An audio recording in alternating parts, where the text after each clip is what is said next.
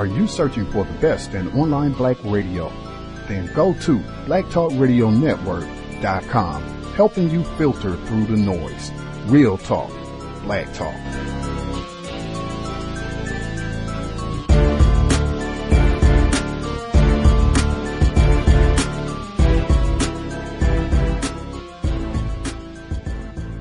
The internet is full of half-truths and all-out lies. We've all seen them, and many people on social media complaining about it. Here's your chance to show and prove. WorldAfropedia.com is a black-owned and operated encyclopedia. There are several thousand articles, but we need help. We can't uncover all the truth ourselves. So please, join us and become a writer, editor, or blogger for WorldAfropedia.com today. Every little bit counts. We owe it to the future generations to put the truth out there. Visit WorldAfropedia.com, the African-centered encyclopedia, a global database of African knowledge for the purpose of bringing about global African wisdom and understanding. WorldAfropedia.com.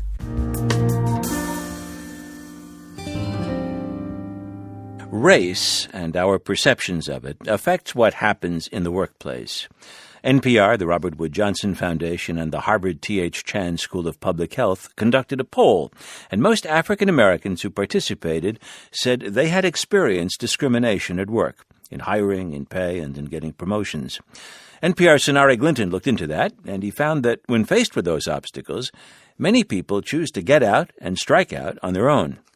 It's an October heat wave in Los Angeles, and Dennis Jackson is making the best of it selling solar panels. Jackson has essentially always been an entrepreneur. He started in landscaping and moved to solar panel installation. Both careers that I chose, landscape and solar, is not many black people in the industry. There's some black guys that are landscapers, and we look at each other as unicorns because there's not many of us. Jackson is 40. He moved to L.A. in his teens from Detroit. Now, there have only been a few brief times when he's had a boss. When I first started, I did have a boss, and I didn't like having a boss. It's harder this way. Jackson has a very small operation, 5 employees and some independent contractors. And in many ways, he says he's always had the entrepreneurial spirit. It's his way of avoiding the glass ceiling. So a piece of me says, yeah, I'm not going to have to go through that because I'm going to write my own ticket. I'm going to write my own ticket to not have to face discrimination. NPR and Harvard have published a survey that says 56% of African Americans say they've been discriminated against in the workplace. Now, this is when they're being considered for promotion, applying for jobs, and raises. Mark Morial heads the National Urban League, and he says discrimination can deter African Americans from applying for certain jobs. I'm not going over there to apply for a job because I'm not going to get it. I'm not going to go over there and apply for a job because I heard they don't like blacks. I'm not going to go over there and apply for a job because, after all, I've applied for 5 jobs in the last 2 months and I haven't gotten one of them. There's a lot of that goes on in the real world, particularly among younger workers. Now, the unemployment picture for black men has improved significantly since the Great Recession. But Mark Morial says what's hidden in these low jobless numbers is that many black men have simply fallen out of the workforce. Now, there's a whole menu of problems that lead to giving up. Race affects networking, education, mobility. First thing is the issue isn't really perception, it's reality. Stephen Pitts studies labor at UC Berkeley, and his expertise is employment in black men. Pitts says there's real evidence of discrimination against African American men in the workplace. And in response, black men especially look for alternatives outside of the traditional job market. It could be simply the hustling, right? Where I need somebody to fix my car, and I call a friend of mine to fix my car, right? Or someone's painting my house, or those sort of things. So the informal economy is not so much just the idea of on the corner drug stuff. It's a vast array of economic activity that simply isn't governed by traditional labor laws. Pitt says many black men face real barriers, whether it's a criminal record or the need for a license to get a particular job. But there's been a shift overall, including for white workers. The idea of getting one job and working for 35 years is a thing of the past for almost everyone. For the last 30 years or so, we've seen a rise in informal economic activity, and we see a rise in kind of the shift in labor market activities away from an old model to a newer model. Pitt says the hustle, which has been vital to the survival of black men for centuries, this is a shift the nation is going to have to embrace eventually. Sonari Glenton, NPR News, Culver City. Black brother hell. And we are reporting on news from inside the NPR newsroom today. Our top editor, NPR Senior Vice President of News, Mike Oreskes, has resigned following accusations of sexual harassment. 3 women have filed complaints. One, a current NPR reporter. The other 2 alleging harassment from 2 decades ago when Oreskes was at the New York Times. Mike put out a statement this afternoon saying, quote, "I am deeply sorry to the people I hurt. My behavior was wrong and inexcusable, and I accept full responsibility," end quote. NPR CEO Jarl Mohn says he asked for Oreskes' resignation this morning, and Jarl joins me now in the studio. Hi there. Hi, Mary Louise. When did you first learn of an allegation of sexual harassment in connection with Mike Oreskes? Well, the first situation was the one you just referred to, was I guess in the fall of 15. So just to be clear, nothing had come to your attention, no allegations at the point when you hired him in the spring of 2015? You'd heard nothing? None. There have been a lot of questions about the timeline of when NPR knew what. So what I'd love to do is start there and just tick through my understanding of events as they unfolded, and please jump in and stop me if this is something that doesn't square with events as you understand them. So in 2015, NPR staffer Rebecca Hersher alleged that Oreskes made her deeply uncomfortable at a 3-hour dinner, that he asked personal and invasive questions. She complained, and Oreskes was reprimanded that same year, 2015. Correct? That's correct. A year later, October 2016, NPR learned about a woman complaining of harassment by Oreskes at the New York Times nearly 2 decades ago. This complaint involved physical contact. She says he kissed her, he forced his tongue into her mouth. Correct? Well, that's what we heard, and that would have been, I think, in the fall of 16. Yes. Fall of 16. And then last month, a second woman complained of Oreskes' behavior during his time at the New York Times, a similar complaint that he kissed her without having been invited to do so. Correct. If that is the sequence, if you knew of these multiple allegations, did it cross your mind that leaving Mike in his job might put other women, might put our colleagues at risk? Yes. Well, let's look at those 3 examples that you gave, Mary Louise. The first, which occurred in the fall of 15, that was an internal situation that happened here. It was a terrible situation. I condemn his actions. They were unacceptable. They're deplorable. We investigated. We did it immediately.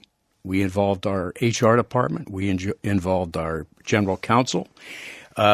We sat with Mike. We confronted him about that situation and put him on notice that this could not occur.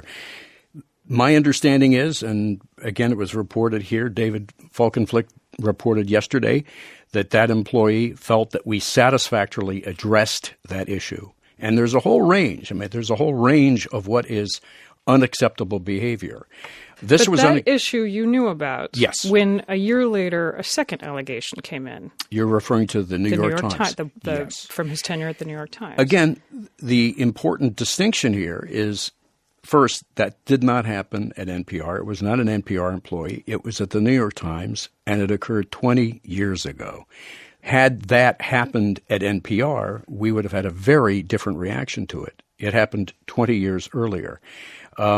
One of the things we wanted to do as a result of that is make sure that did not happen here. And I will tell you, up to this moment, sitting here and talking with you, Mary Louise, I'm not aware of anything that he's done or that happened that bears any resemblance to those issues that occurred 20 years ago while he was at the New York Times. Our media correspondent, David Falkenflik, has talked to 5 more women since last night, on top of the 3 cases that we've already discussed. 5 more women alleging inappropriate conduct by Oreskes over a period of years. Has any other claim reached your office? I would say as a result of the published reports within the past 24 hours, we have heard of one other that has surfaced.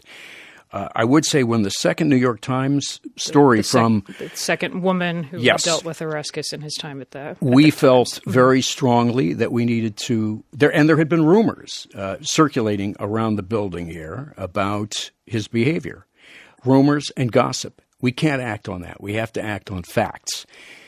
I put out an email. I put out a memo, a statement asking for anyone that has experienced or witnessed any of this behavior to please come forward. We laid out a whole array of ways that they could contact us. There must have been 7 or 8 ways in.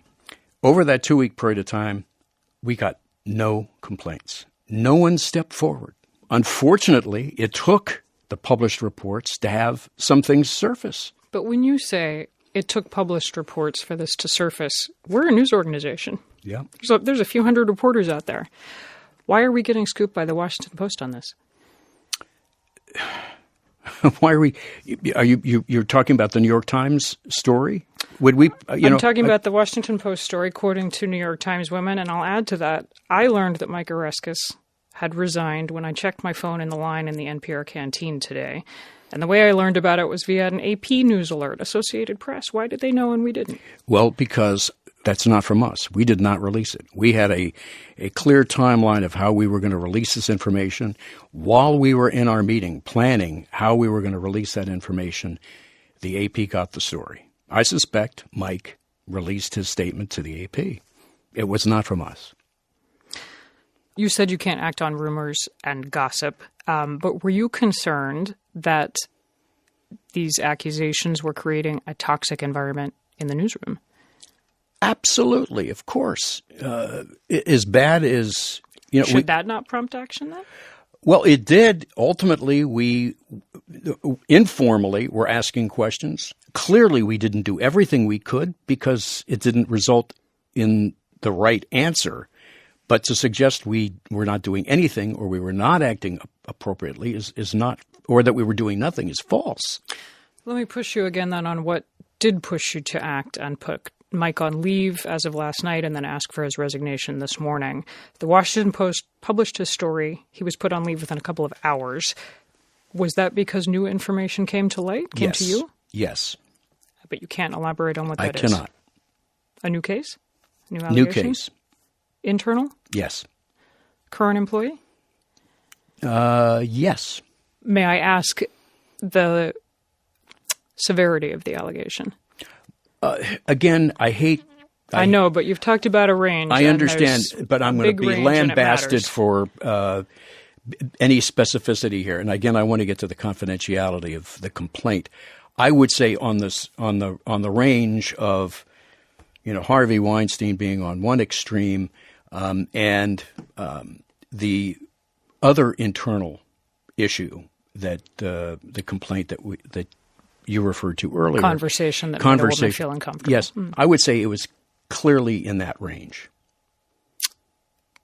In the uncomfortable conversation range. Yes. You're all moan. Our boss, NPR CEO, talking about the resignation today of our top editor, Mike Oreskes, following accusations of sexual harassment. You're all thank you. Thank you, Mary Louise. Context of White Supremacy. Gus T. Renegade in for another broadcast, hopefully to share constructive information on the system of white supremacy. Today's date, Thursday, November 2nd, 2017. So, I have been told this is our weekly broadcast, Workplace Racism, sharing suggestions, things, strategies, tactics we can use to neutralize racist man, racist woman on the job. If we have any non-white listeners who have figured out these are specific things that you can do on the job so that you can be unmolested by whites in every sense of the word, you can do your job, get all of your raises, promotions, great office. If you need a transfer, days off, sick leave, whatever you need, you get it with no hassle. You do not get harassed. You don't get accused of not speaking, not being a team player, being aloof, too quiet. You don't get any of those accusations. It seems like you're going to be able to remain in your position, if not moving up, getting a better position with a better salary, more zeros on your check, for as long as you intend to work. Anyone who has figured out how to do that, you should be one of the first to dial in with suggestions, because that is what we need. Constructive counter-racist tips to help non-white people get to that glorious position if you should find yourself there. Certainly, we always welcome folks if you have problems, if you're having a situation on the job and you would like counter-racist suggestions on maybe how you can proceed to try to resolve that problem without creating any new problems. The number to dial, 641-715-3640. The code 564-943#. Press star 6 if you would like to participate. Number again, 641-715-3640. The code 564-943#. Press star 6 if you would like to participate.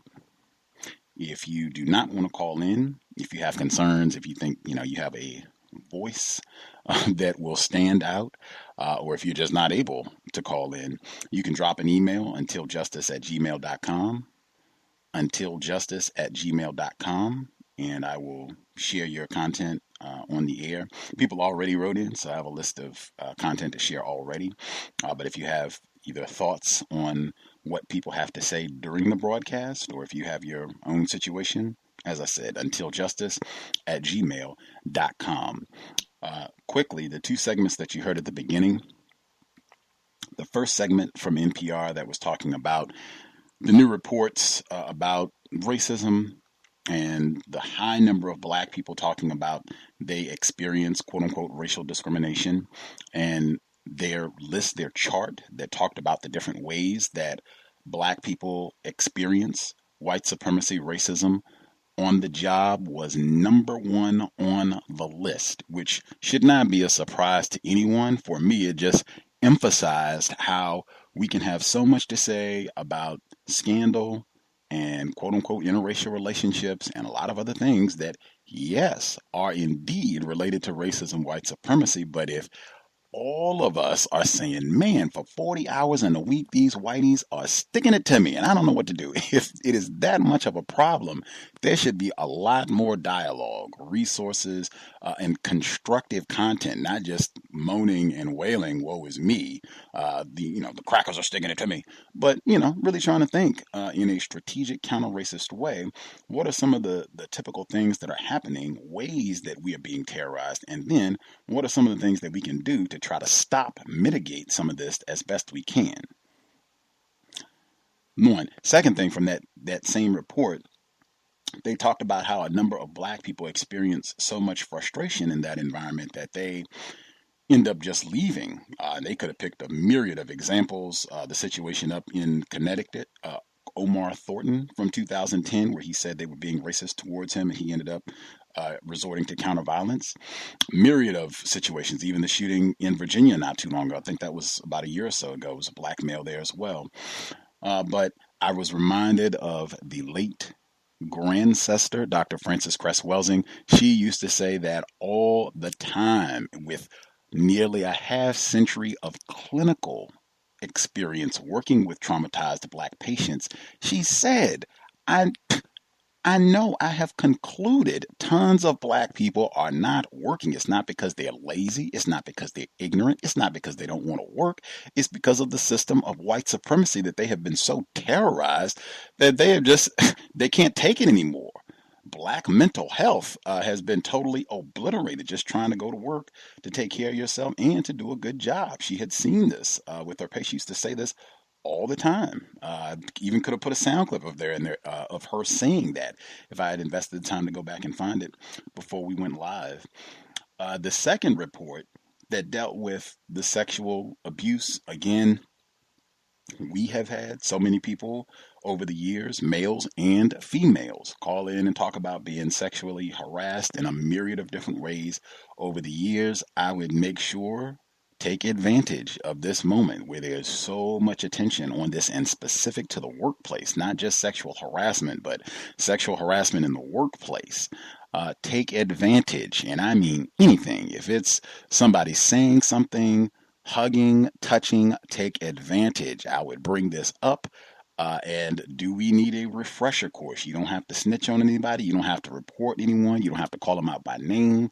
Just do we need a report? And again, the suggestion about bringing this up in a group setting, meeting type thing where everyone can hear this and knows that this is something that you're concerned about and think that we should, be serious about making sure that no one is being harmed. Professional workplace, that's what we want. Also with that segment, you got sounds like an accused serial sexual predator in the workplace. All of these different females stepping forward to accuse this suspected white predator, and he still got to resign. What does a white person have to do to be fired?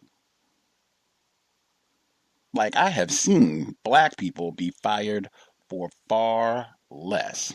I have been fired for far less. I remember getting confused about the work schedule. They changed my schedule around and I was coming in at a different time. I missed my schedule and got fired.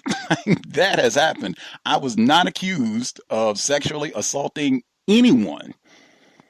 I didn't have people stepping forward with years of testimony and documented cases of me harassing and, doing all these really lewd and terrorist things. What does a white person have to do to be fired? Continuing. Actually, I'm going to read some of the emails that folks wrote in. I'm going to see if I can get at least a couple in before I get to the callers, and then I'll read the rest as we proceed. This actually, from last week, one of our callers in the great state of Wisconsin, black female, she wrote in, I just started a new job at a call center where there are mostly non-white black people. The few whites that work there that I have interacted with seem to be drawn to me. They appear to be helpful, but since I am practicing codification, I know better. Good job. I am suspicious of whites all the time. When talking to some other non-white black people at the workplace about an upcoming event at my home, a white female that I was in the training with asked if I would invite her to my home. Dun, dun, dun. I asked her, why would I do that? Staying in the question lane. She looked surprised and asked, you really would not invite me to your house? I asked her, if you saw me outside of this job, would you even look my way or speak to me? That would be 2 for 2, responding with a question. White woman admitted no, she wouldn't. But then told me she had, wait for it. Woo! She told me she had a black best friend. One of the black people I was talking to before asked whether or not I liked white people. There it goes again.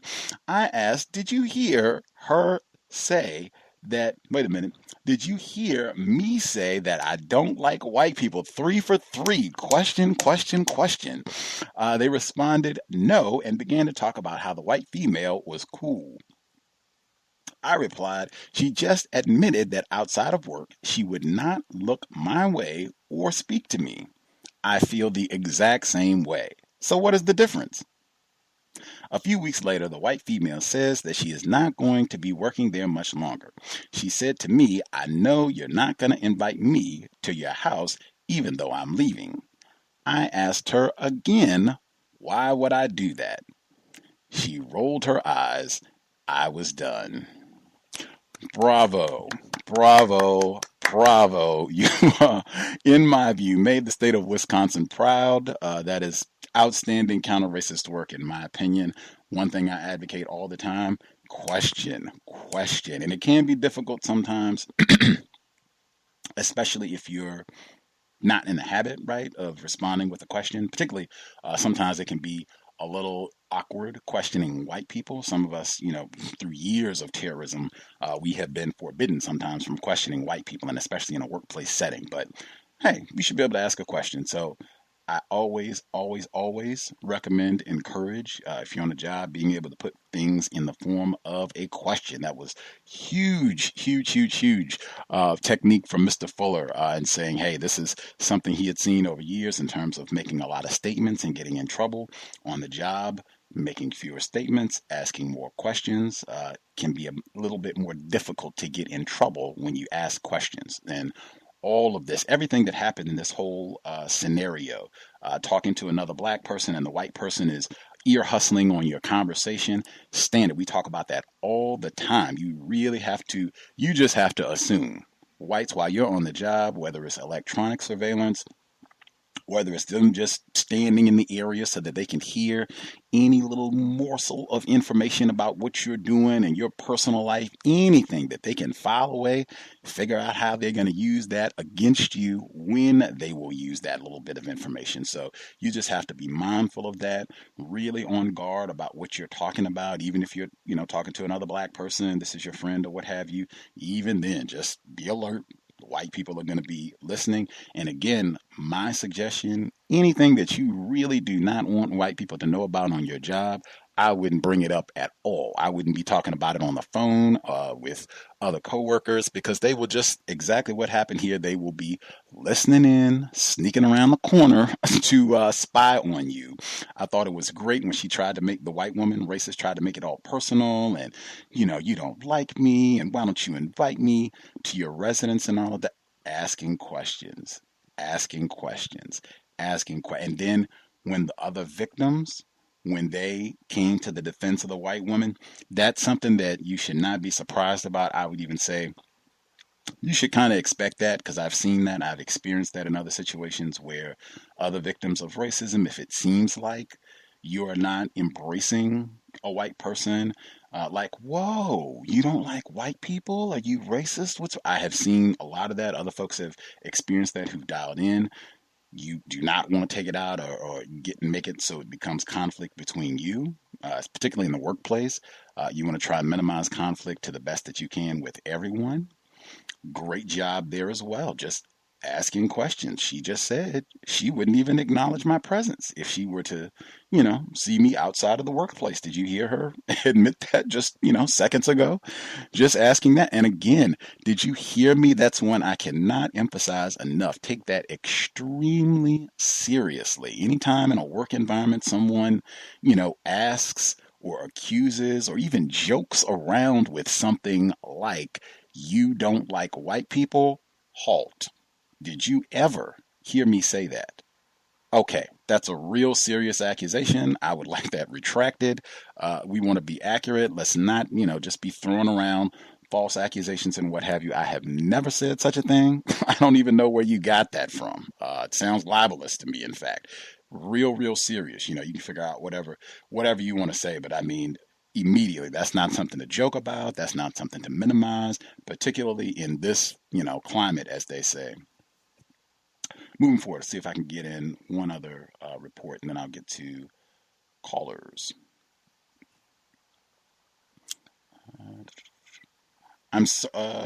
Black male. I'm serving the country currently as a federal officer that was given the opportunity to volunteer with FEMA for a short deployment post. First response, Hurricane Irma. I was in the field as a register for approximately 7 weeks, at which we assessed homes and individuals for grant or loan relief assistance. Before we could begin our assignment, each volunteer was to be trained for the assignment for approximately 5 to 7 days. During the training, volunteers are in waves from 200 to 400 people at a time. Actually, I'm going to save this one for later so that y'all can read it, because it's a little longer. So I'll get in some of the callers and then I'll read this one since it's a little longer. Hold that thought on that one. Pause. We'll come back and get the rest of this one later in the program. If folks have commentary that they would like to share, number again, 641-715-3640 and the code 564-943#. Press *6 if you would like to participate. We have folks who have commentary on how the situation in Wisconsin was handled when the white woman hopped in after being nosy. You know what? Why don't you invite me to your house? I'd like you to, be invited to your get together, whatever it is. In terms of how that situation was dealt with, and again, being accused of not liking white people on the job. If folks have any suggestion for that sort of thing, if where other black people, are accusing you of this, if you have suggestions around that, that would be good. And other question I have, sometimes, or I'll phrase it this way, I think it would be extremely constructive each time we take a job to just be very clear and upfront, maybe even writing a sentence or two just in terms of why are we taking the job? Are we taking this job just to make money to take care of our family, meet our needs, what have you? Is this a job for career advancement? Is this a field, you're trying to make this a lifelong profession, so you're trying to gain expertise into that end? Why are you doing this? What is this for? What is the primary reason that you're doing this? Is this a job that you intend to have, or how long do you intend to have this job? Is this a job that you're taking just, for the next month until you can get something better? You got another offer that you're waiting for? Is this a job that you hope to have for the next 25 years, moving up in the company? Is this a job you just hope to have for a year or two until something else? Being very clear about what your objectives are when you take that job. And the question attached to all of that, at what point do you say, hey, I need to be looking for a new plantation? Not necessarily, or I guess it could be racism, right, if you're being mistreated. But as I stated before, racism, white supremacy is going to be present on any job, even if you are quote unquote self-employed. It's going to be present. So that in and of itself may or may not be a reason to relocate. But what would be reasons? What are some of the signs that, okay, maybe I need to be looking for a different plantation, new job? What should that process look like? What are some of the signs that you should be saying to yourself, hey, maybe I have been here long enough and I should be moving on? Because I think I'm bringing this up just because I think under the system of white supremacy, often victims of racism, we end up being in jobs that we did not intend to be on very long, and we end up being there for a long time, much longer than we intended, and even in a job that we acknowledge is not, healthy, not what we want at all. Just thinking about that and trying to, I think that can be a problem for us sometimes, and just staying in these environments way, way longer than we should. I'll put that out as well. Folks have comments, questions, folks who have a hand up, the line should be open. Proceed.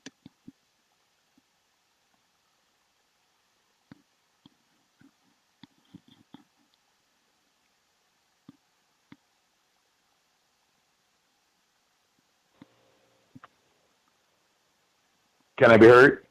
Yes, sir. Greetings, everyone. Before I forget the details, I don't know if you may have played it or not, about the 11 City of Miami firefighters / employees who were first suspended. And I think I saw it on last night's news that 6 of the 11 were fired. At the time, I was just reading it because I had the sound down at my attempted mother's residence. And I said to myself, well, not to myself, but also to my sister, that I bet that was racial. And the reason why I speculated it had some sort of racial circumstance is because so many people at one time was in some sort of employment trouble. And normally on that job, although that's not the same fire department I was on, that's the case. And I found out the day that was the case, involving of course the victim was a black male. He was a officer, a lieutenant to be exact, And ironically speaking, out of the 6, they showed their photos. And one of them looked like a non-white black male. One of the quote unquote fired employees looked like a black male. And I can also see that happening by a black person being involved on the side of mistreatment. Did you hear anything about it, or did you play it? Because a little bit of it went national. I don't know for sure if you was able to play it. Nope, I didn't play it. It looks like all of this is pretty recent. Within the last 24 hours or so, that this became a big national headline. So first that I'm hearing of it at all. I'm posting the report on my Facebook page now. The Washington Post did a big report on it within the last 24 hours. They did a big report with more of the details about the incident. It's titled 6 Miami Firefighters Hung Noose, Drew Phallic Renderings on Black Colleagues' Photos. If you want to get all of the, I guess, sorted details from the report, I won't read the whole thing. It says the firings are significant in that they play into a larger history of racist behavior in the department stretching back decades. The Herald reported Wednesday that the 6 firefighters, I won't read all the names, together defaced the family photos belonging to a black lieutenant, taking the pictures of his wife, children, and his mother out of their frames and drawing graphic and obscene phallic renderings on these images before returning them to their frames. One of the firefighters also created a noose from twine and placed it over the frames, the paper reported. I guess that would be the Delectable Negro. You could put the cowbell in for that one as well. I would also say some moron, I think, for a few years has been saying no personal items in the work area, no pictures, no photo albums, no bowls of chocolate. Some idiot has been saying that for a while and saying that is just going to be an invitation for racists to come and malinger at your desk and find something to molest or take or contaminate, or in this instance, take out all the pictures and draw penises and put a noose. So again, if you needed a reminder, maybe consider no trinkets, only having items that are necessary for you to carry out your work duties. But yes, this was the first I've heard of it. Great great report. All of those lessons, Gus, are in that story. I would say, I mean, as far as with somebody like me, and as long as I've been known on this particular program, it should be, business as usual. That is one of the prime type of jobs where you're going to have that type of behavior on a consistent basis. Why? Because the unique thing about it is that it's one of those jobs where you're not spending just 8 hours. You're spending 24 hours with people.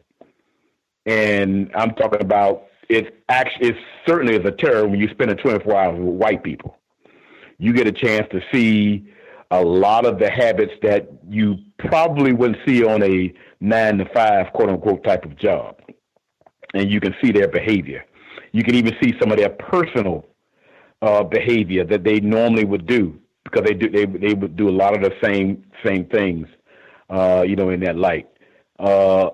Also, along with that, one thing that was very interesting was the reaction of the victim. Normally, a lot of times, we know non-white black people would have this forgiveness type of thought pattern in the report. Basically, not only did not have that, he also mentioned about the extensive, which probably brings up a question of why didn't he prevent himself from being harmed, like you mentioned with the stuff on his.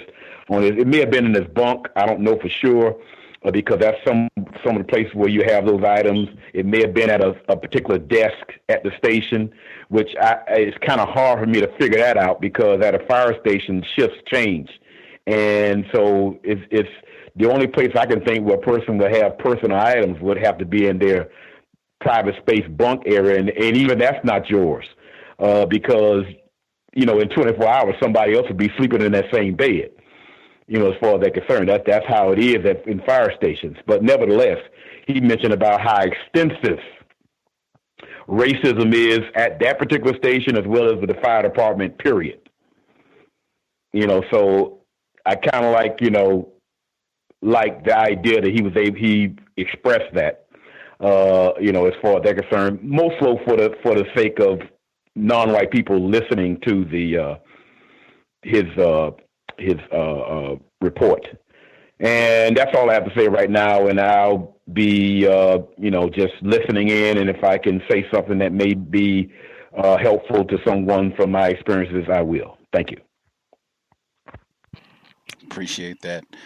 Retired firefighter. I did post the Washington Post's article on this report, and they have links in it to the Miami Herald's reports. You can get more of the details, but this is the sort of thing that I would store and just regular. I was even thinking while reading this report and listening to retired firefighters' further explanation about this, you could probably check news on a regular basis. I've been saying I check the word N-word, nigger, just doing a news search to see, what pops up, because you get lots of workplace racism there, and whites doing what they do. You could probably put in noose and get the same sort of results. I might, begin doing that from now on just to see how much information pops up. But yeah, if you're any sort of work situation where you're sharing sleeping quarters with whites, that probably would warrant a whole different chapter or book of counter-racism code in terms of what you would need to do to protect yourself as best you can, and what sort of items that you have on you and what have you. But again, just being alert, aware of the environment that we are in. And I too appreciate retired firefighters saying the victim, not having, I guess, a lot of, forgiveness, and it's all just, jokes, all just giggles, nothing that serious. We just need a little sensitivity training. I appreciate that as well. If we have other folks who have comments, if you have problems, your own situation, feel free. Folks have any comments on the situation from our listener in Wisconsin, how she dealt with the white woman asking for the invite to her residence or event, or if you have comments on how we know when, hey, I think it's time that we start looking for a better plantation, different and better job situation. If we have folks who have commentary, feel free.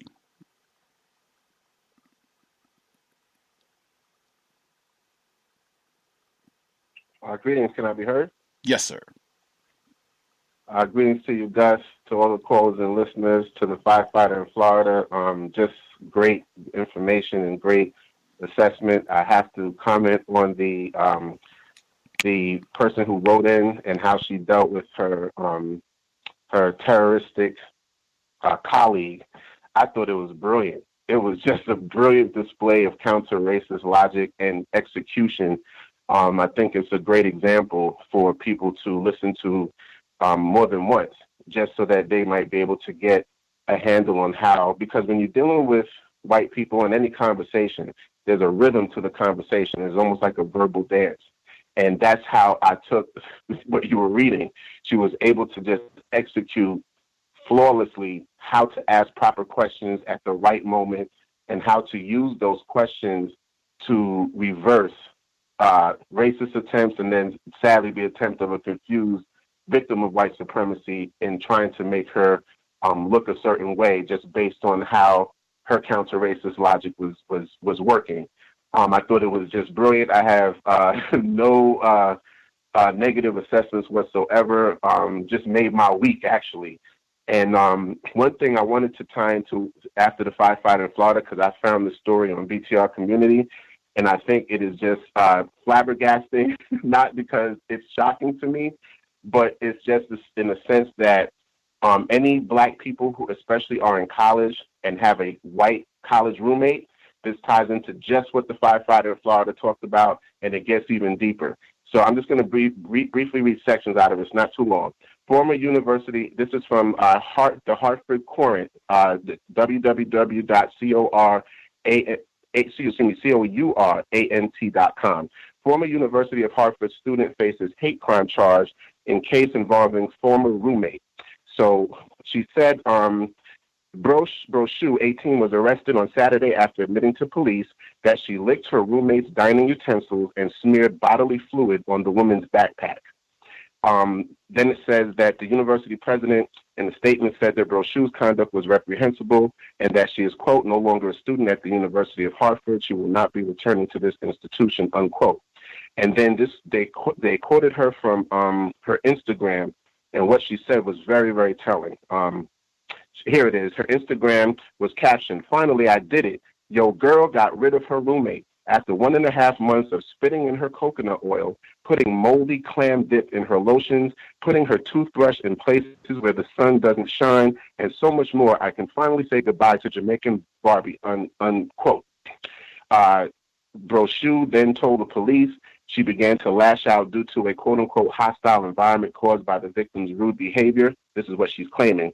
Not compromising and posting Snapchat videos of me sleeping and making fun of me snoring, unquote. She told police she requested a room change on October 11th, but was unsuccessful. She did admit she licked her former roommate's plate, fork, and spoon, smeared her own bodily fluid on the victim's backpack, but denied the other accusations she posted on Instagram. She told the police that, quote, anything else she bragged about on social media was a lie in an attempt to appear funny, unquote. I think that is more than enough to help people in college, going to college. You might be away at school, high school, and have these white roommates. These are the types of things you can expect from them. Do not get it confused a little bit that because they might, quote unquote, be nice to you, they might smile sweet towards you. You might have not had enough money to get breakfast at the cafeteria, and they went and maybe paid for it. Whatever they do for you to make you think that they are human beings, they are not. Don't let them fool you, because just what this white terroristic troll was doing, all of them do it in one form or another. Thank you. I'll mute my line. Appreciate that, Roz. That report about the situation up in Connecticut, I did see that one. Went pretty viral. I had to stop people from posting about that event on my page because they were just posting the same link over and over again in their outrage and the horror of the whole event. But certainly I've said for years, the classroom for students, even before you get to the college level, that is work for students, and just another reminder of, the importance of being codified, understanding what it means to be white, in my opinion. And just, man, the levels of treachery throughout that whole situation. And even one of the things that stood out in there, the bragging about all of it, that's something we used to talk about on the broadcast quite a little bit. But we'll certainly have more to say about that this weekend. That was one I was very, very sure lots of folks were in the know and duly outraged about what took place with that situation as well. Other folks who dialed in with a hand up, if we've not heard from you at all, if you have commentary on workplace racism, line should be open. Proceed. May I be heard? Yes, sir. All right. Greetings, callers. I had called in last month about having white people ask that you smile on the job. Mm-hmm. And I listened to the playback of the call, and I just want to say some advice I took was using the line that I don't like to smile too much. People might think I'm making too much money or something like that, just to kind of throw it off real quick. But Gus, you had posted a link to a show you guys did about white women on the job, since that's the type of people that normally would tell me, hey, smile. And I thought it was interesting listening to the Wisconsin caller's email about the white women questioning her and the advice from that show you posted, because one of the big things is not being caught alone with white women. And it made me think of my very first job in high school. I was working at a movie theater, and I was pretty much like an usher. So I was paired up with this white woman, not a woman, this white girl. She's real unattractive, and we had to clean the theaters. So she was assigned to do like the mop bucket. So we went into the utility room, and she went into the corner to fill up the mop bucket. And this is my mistake. As a teenager, I was horse playing, with her. So while she was filling the bucket up, I turned the light off. I'm at the door, so I'm nowhere near her. So I flicked the light off, flicked it on real quick. She started laughing. And I think I did it one more time. She laughed, joked, and, we left. We did our job, went home. And the whole time we're doing our job, no issue. We're getting along. Then I would say a couple of days later or the next week, my supervisor pulled me to the side and said, hey, you have a complaint. She said, I did something to her. She's really upset, and I'm going to need you to, sign this write-up. So, I'm like a teenager at the time. I signed the write-up, and that was it. But it was funny, the supervisor, he's white. We actually all had mutual friends where me and another high school buddy and his brother, we all used to hang out together. So I knew him outside of work. And it was kind of that what happens messed up. And it turned out the girl, she had a crush on the guy, but just being alone with a white woman and them accusing you led to me being written up. She's laughing and joking with me, but, she used it as, ammunition to get me written up. And that I have another story. My second job, when I was real young, I worked in a call center. And remember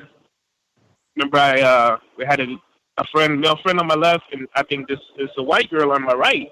And I don't think paid her too much attention. Me and the guy would just talk all the time.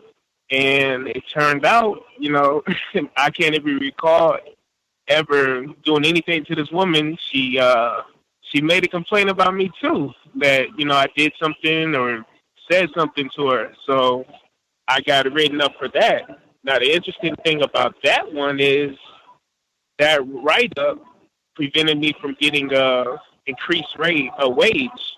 So they were giving out raises at the time, and the supervisor, he cited the write-up, that I got as a reason why I couldn't get a better raise, even though I was doing so good on the job. So I just wanted to, put a testimony on how important it is not to be caught alone, especially as a male with white people on the job. And that's about it. I did have something else I wanted to add too. I was pretty much on vacation all last month, and when I came back to my job, I'm the one that works in the women's shoe department. I had a black male, he was just itching to tell me this situation that happened on the job. I guess it was a black guy and a white woman shopping, a tragic arrangement, and she had asked for some shoes. She picked the white silk, so he bought her the shoes and gave it to the boyfriend, the black boyfriend. So he was doing the work. He opened the box, and at this point, she said, can you help me out? So the guy, he got on his knees, to put the shoes on the woman. And at that point, two black females had walked into this area while he was doing that, and they started laughing at him. So and the guy was saying, they were pretty much laughing at him and saying, "Hey, look at what he's doing." So the guy got so uncomfortable that he positioned his body while he was on his knees, put his back toward the black females who were, calling out this tragic arrangement. And that's all I got for the week. I have no idea what that has to do with workplace racism, unless I missed the story. People do find ways of weaving in the cowbell all the time, find ways of weaving it in when it is not really related to workplace racism. That is grand to hear about the implementation, or I guess we'll have to see. I guess I'll retract that it's grand. We'll have to see if you implement using some of the lines I think it was suggested. If people are accusing you of not smiling, of using a joke, kind of a quick one-liner, I don't smile, catch me on payday. I'll smile a lot, that sort of thing, to give them a quick joke, to try to diffuse it. If that's the route that you go, let us know. If that works out. And thanks to Stacy in the UK, she should be with us today. I think that was her suggestion to revisit that broadcast that we did a few years back, where we were talking about white women specifically and how they practice racism on the jobs. And that was, I think, one of the topics that came up in that broadcast, white women making that accusation that black people don't smile enough, or a black male specifically doesn't smile enough in the workplace. Certainly that is something that we've talked about a lot over the years, having that code, making sure you do not get trapped, stuck with alone with a white woman. And I think we've also suggested the same, black females not being alone with white males for the same reason, and just being really mindful about that. And particularly with the climate now, you should be able to say, hey, and even if it's a male, just, hey, I would feel more comfortable, just to make sure we don't have any allegations or anything. That way, there's multiple witnesses, everybody's there, we can all be comfortable and go, do what we need to do. Because they even have that as a policy already in some workplaces, particularly if children are involved. They already have a sort of policy in place where it can never be like one male with one male, one female. If it's a younger female, it has to be multiple witnesses, that sort of thing, to kind of minimize the likelihood of something happening. But yeah, keep that in mind. If other folks dialed in, if they have suggestions, and that I definitely appreciate as well, reviewing your workplace history, because there are certainly things, knowing what we know now, we would not do. I would hope folks listening to this call, knowing what we know now, there would not be any horseplay with white colleagues ever, right? Like reflecting. That's something that I've said consistently. I think all of us, if you just look back on your work history, all of us will just see things like, oh man, I can't believe that I did that. And even in this instance, you can see like, oh man, doing that, and man, that messed me up at the time. I could have got a better raise, or, anything. As opposed to having to deal with all that stress and them telling me I'm messing up on the job, where she was just totally practicing racism and just lying and making up stuff. Just keeping that in mind, even for those of us who are older. You said that happened when you were younger. Even those of us who are older, who can be playful in the workplace, you do not want to be engaging in playing around, horsing around with white coworkers, even when they're just doing verbal stuff, that a lot of those times they can get you in doing some sort of joke, and we're just messing around, and then it will get racial. Well, wait a minute, I thought we were just messing around. We've been telling jokes and everything. We come in, we have a good time, we get our work together. This is not recess. This is not the bar. We are at work. Let's carry ourselves in a professional manner. I just say that as a form of counter-racist code. Being serious, being professional, that will, I think, minimize the likelihood of whites engaging in that sort of behavior, hopefully. Other folks that we haven't heard from, if you have commentary on what you've heard from listeners so far, or if you have your own situation you want to discuss, feel free. May I be heard? Red in Ohio. Hello, and thank you for taking my call. Hello, everyone. Mine is going to be really quick because I still don't have I guess what you would call like a traditional job through, I'm assuming white people would, manage the company, what have you. Just referring back to, I think it was the retired firefighter, some of his commentary.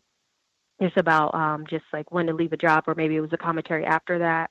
The reason why I left my job was because I felt like it was really damaging my health. I was constantly anxious, and there was nothing that I could do to stop the anxiety. Like when I would wake up, I have like a really rapid heartbeat, shortness of breath, just like the telltale symptoms of anxiety. And that's when I decided. And then also with the fact of, just the racism on the job, like the subtle racism, just from the stories that I had shared in the past where, I knew what I was doing, and there would be white women specifically who would be on the job or doing what I was doing for a lot less, who would have just new to that particular task, and what they had to say was more important than all the experience that I had. So that was, just different things like that, and, constantly having to work under supervisors who were ignorant, and it could have been willful, or it actually was. You if you're being trained and you still don't know how to effectively manage or help, or even, I guess, maybe under their terms, maybe managing just meant that, the Negroes stayed in their place and stayed in line. So not to, try to change too many things that the upper management didn't like. So that's the main reason why I left. And then the other thing, I had three things that I think I forgot. But what I decided to do, I'm actually going to conduct an experiment since I am applying for jobs. I have my first name. It's not a English or a white sounding name. I know that might be. I know that metaphors don't really matter on this show, but it's not like a Samantha or something like that.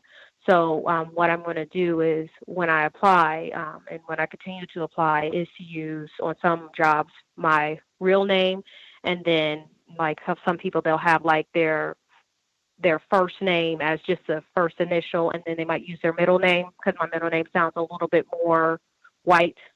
And so I'm going to try to do that, and then I'll keep everyone updated on if I feel like that might actually help me to get a job quicker, because I have read reports in the past where, they said, well, applicants, if you have if you live in a certain area or if you have a non-white name, then that could actually hinder your callback ability. And I've also moved as well. So, all right. Well, thank you for allowing me to share.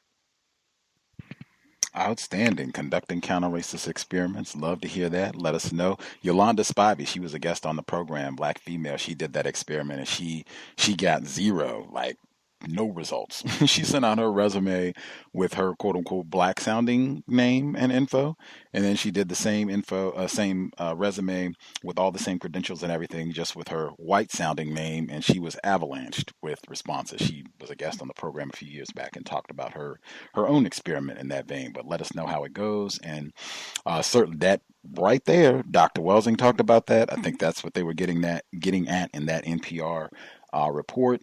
Having black people in these jobs where you are working under white people who do not have the same credentials, who are not competent, seems that they daily bask in demonstrating their incompetence, which is causing you more problems. And in many instances, that's what ends up happening. Black people have to pick up the slack, as they say, and have to do more work, and they're not being compensated for it. That alone can be enough to, at minimum, to drive down your motivation for wanting to do a good job, since you're not getting compensated, treated, in a manner that's equal to what you could do. You could be a competent person that could have that position that this, in your case, that this white woman is in, but that's not, what this is about. We don't want to go that direction. Other folks, if you dialed in, appreciate that, Red. Other folks who dialed in, if you have a hand up, if you have your own situation that you want to discuss, 641-715-3640 and the code 564-943#. Press star 61 if you would like to participate. If you have comments on what we've heard from listeners thus far, feel free to share in that regard as well.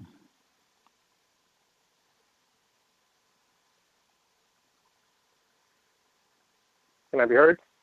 Yes, sir. I guess this is Northeast Victim, and greeting to everyone.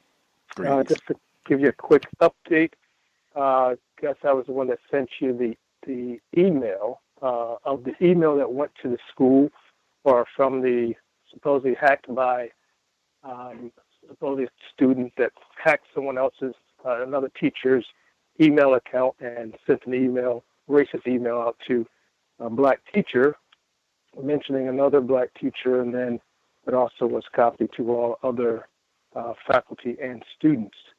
And so that email was very, very racist in content. And just as an update,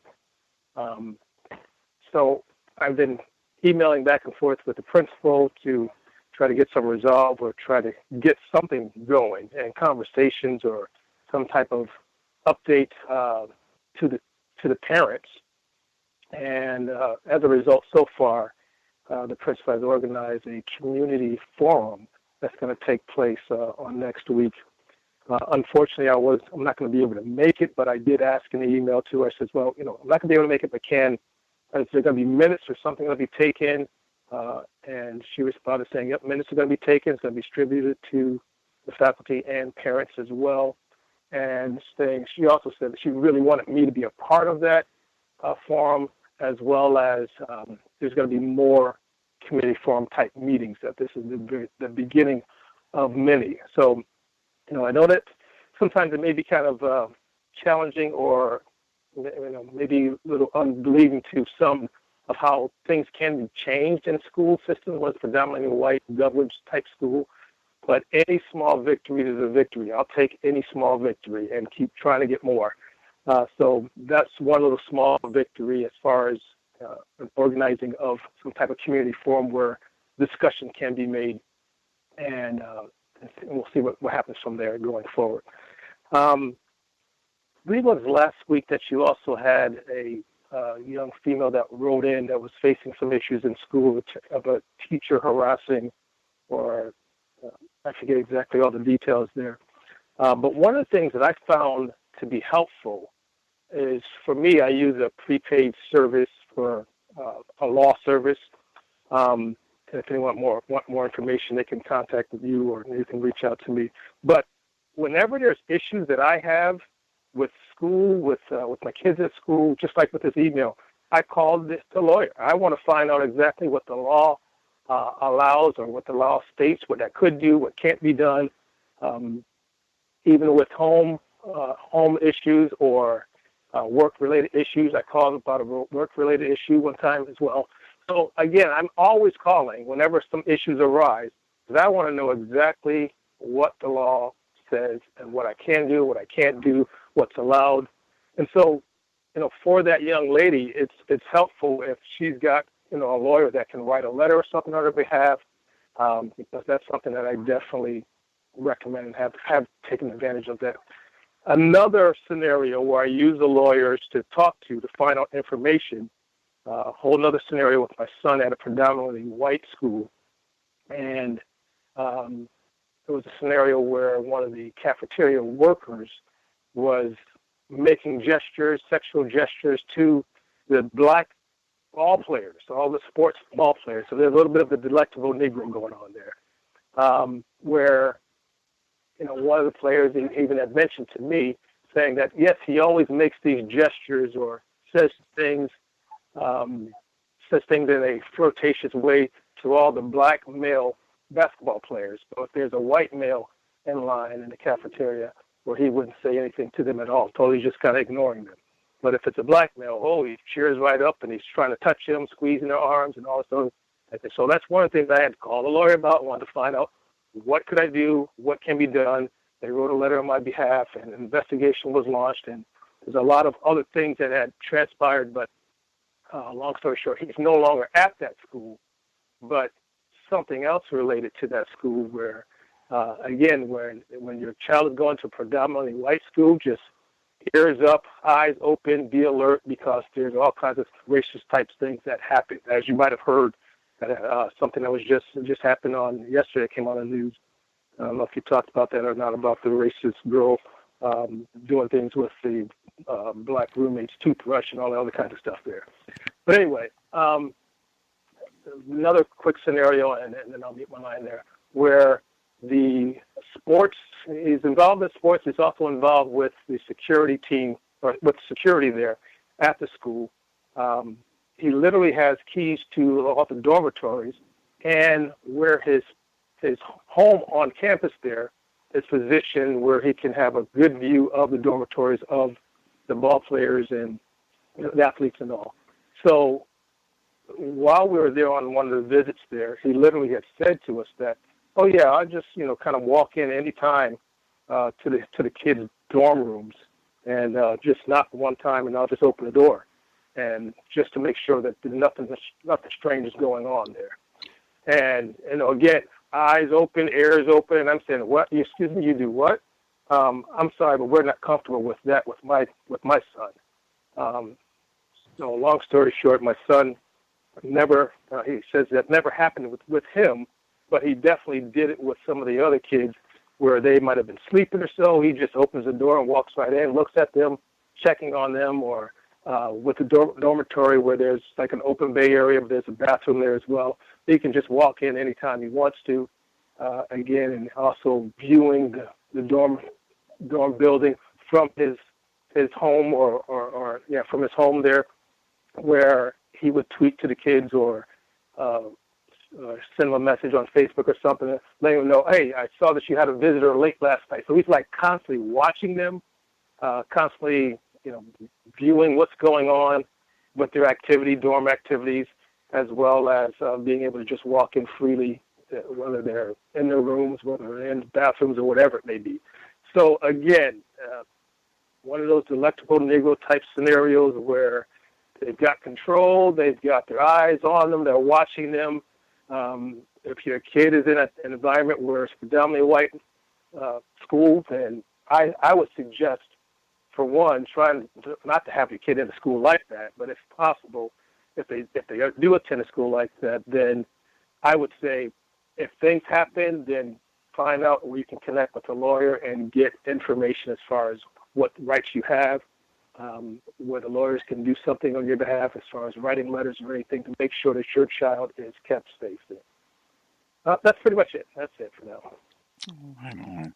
Make sure for listeners appreciate the update with your situation with the letter, the racist letter that happened at the school and the forum. I was reminded of Spinning in Butter, Spinning into Butter. It's a movie that's been referenced on this program before. It came out in the early mid 2000s about an incident of racism at a college campus. And the sound clip I use on the compensatory call-in, there's a white faculty member at the school, and after the racist incident, she says, we're going to have a race forum. And she gets asked, what is that? She says, it's a forum on race. White people are great we will have a forum. And it does not invariably address the problem, but let us know if you are able to participate, ask good questions, and make it more constructive.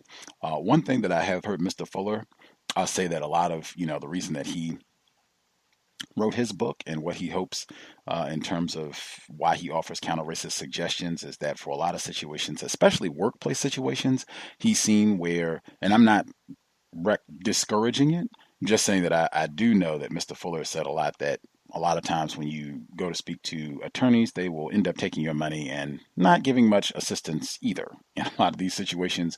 So he does try to give out suggestions, strategies that you can implement yourself without having to go and pay an attorney a lot of money to help or not. But certainly, in some instances, that would be the best way to proceed. Other instances, frequently, in fact, I won't say other instances, frequently, you can do a lot on your own in a lot of these situations if you can just depends on how much information you can get, studying and figuring out what to say, what not to say, what questions to ask. A lot of times, you can do a lot of things. And with that school situation, again, I would use Harvey Weinstein until they stop talking about all of this. I would use it in this climate. Anything that sounds like an adult or anyone is maybe being inappropriate. Are we really comfortable with someone having a key and just barging into a room anytime or an area, what have you, to check on someone? Now that, in the school context, I could see people having a lot of different feelings on that, particularly given the situation that happened in Virginia. I think within the last month or so, that situation where they had the children in the locker room who were pretending to rape little white racist children, pretending to rape black students, and all of the other filth that was happening there. So, I mean, you're going to have a lot of folks saying, hey, we need as many people in the locker room as possible. In fact, I don't even want them to stand outside. I want them in there the whole time, which just further goes to the point about whether or not you want to have your children in these environments at all.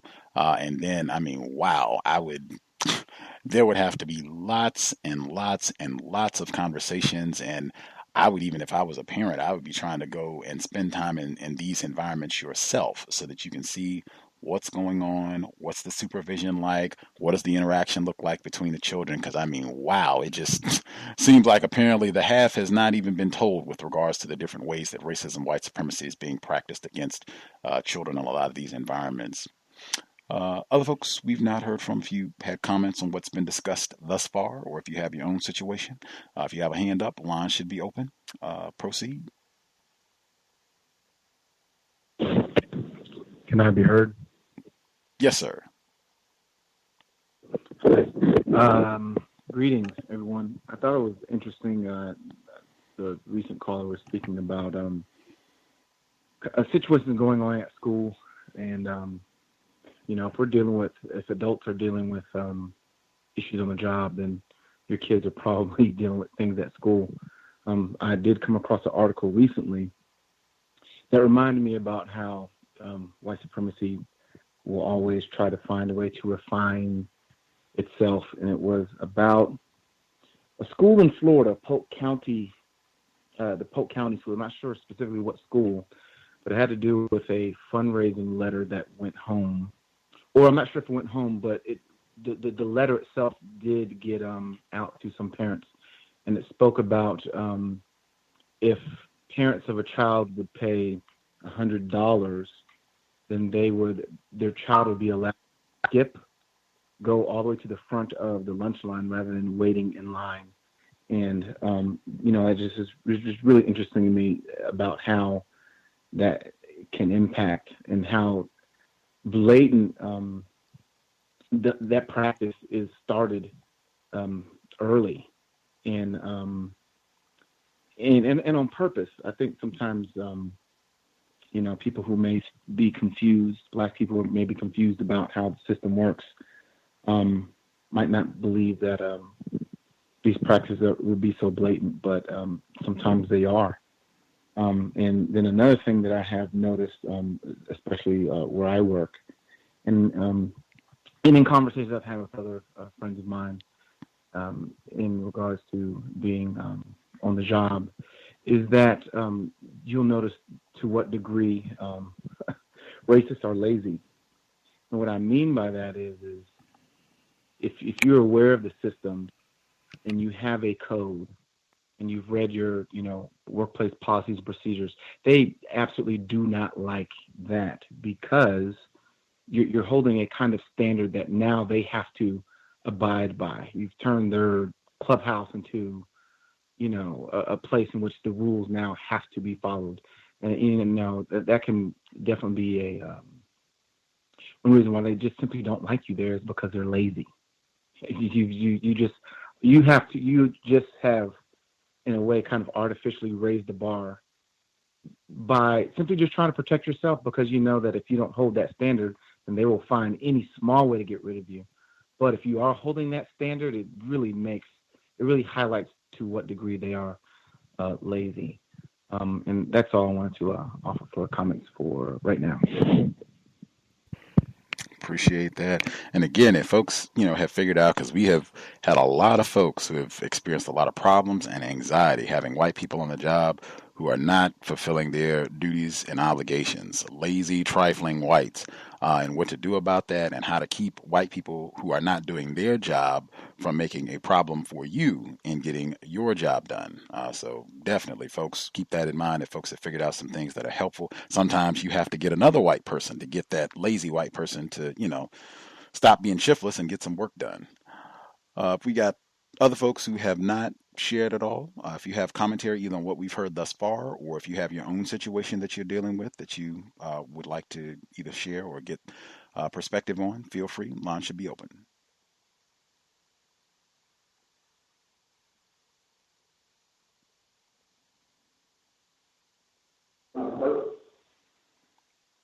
Yes, sir. Thomas in New York. It's a little distant. I don't know if you need to speak closer to your microphone. Is that better? Yes, sir. Thank you, sir. Good evening, Gus. Good evening to all the callers. Forgive me, I was trying to talk, but I didn't have the right earpiece in. I had the other earpiece in. I was gonna reserve my commentary about what happened with the young girl until Saturday, but it kind of falls in line. So very quickly, what I was gonna pretty much bring it up to is going to football camp in high school. the sexual degenerate behavior that they would exude there, it was always something very like one day if you went to sleep, you were in trouble, So they put Flexival, which is like a muscle rub, on this guy's penis while he was asleep. Like they pulled the penis down, the other one rubbed it on, and they started laughing when it washed their heads. This guy jumped up in the middle of the night screaming, and it was like the biggest joke to them. And it was like, man, this is the type of stuff they do to each other. So you could imagine the stuff they was doing behind each other's back, like maybe pissing in someone's shoe, or it was just so disgusting and stuff that, we wouldn't, our hazing was more, you corner someone, you start punching them in the arm until, for a few minutes, and then they're in. Theirs is very, very sexually degenerate.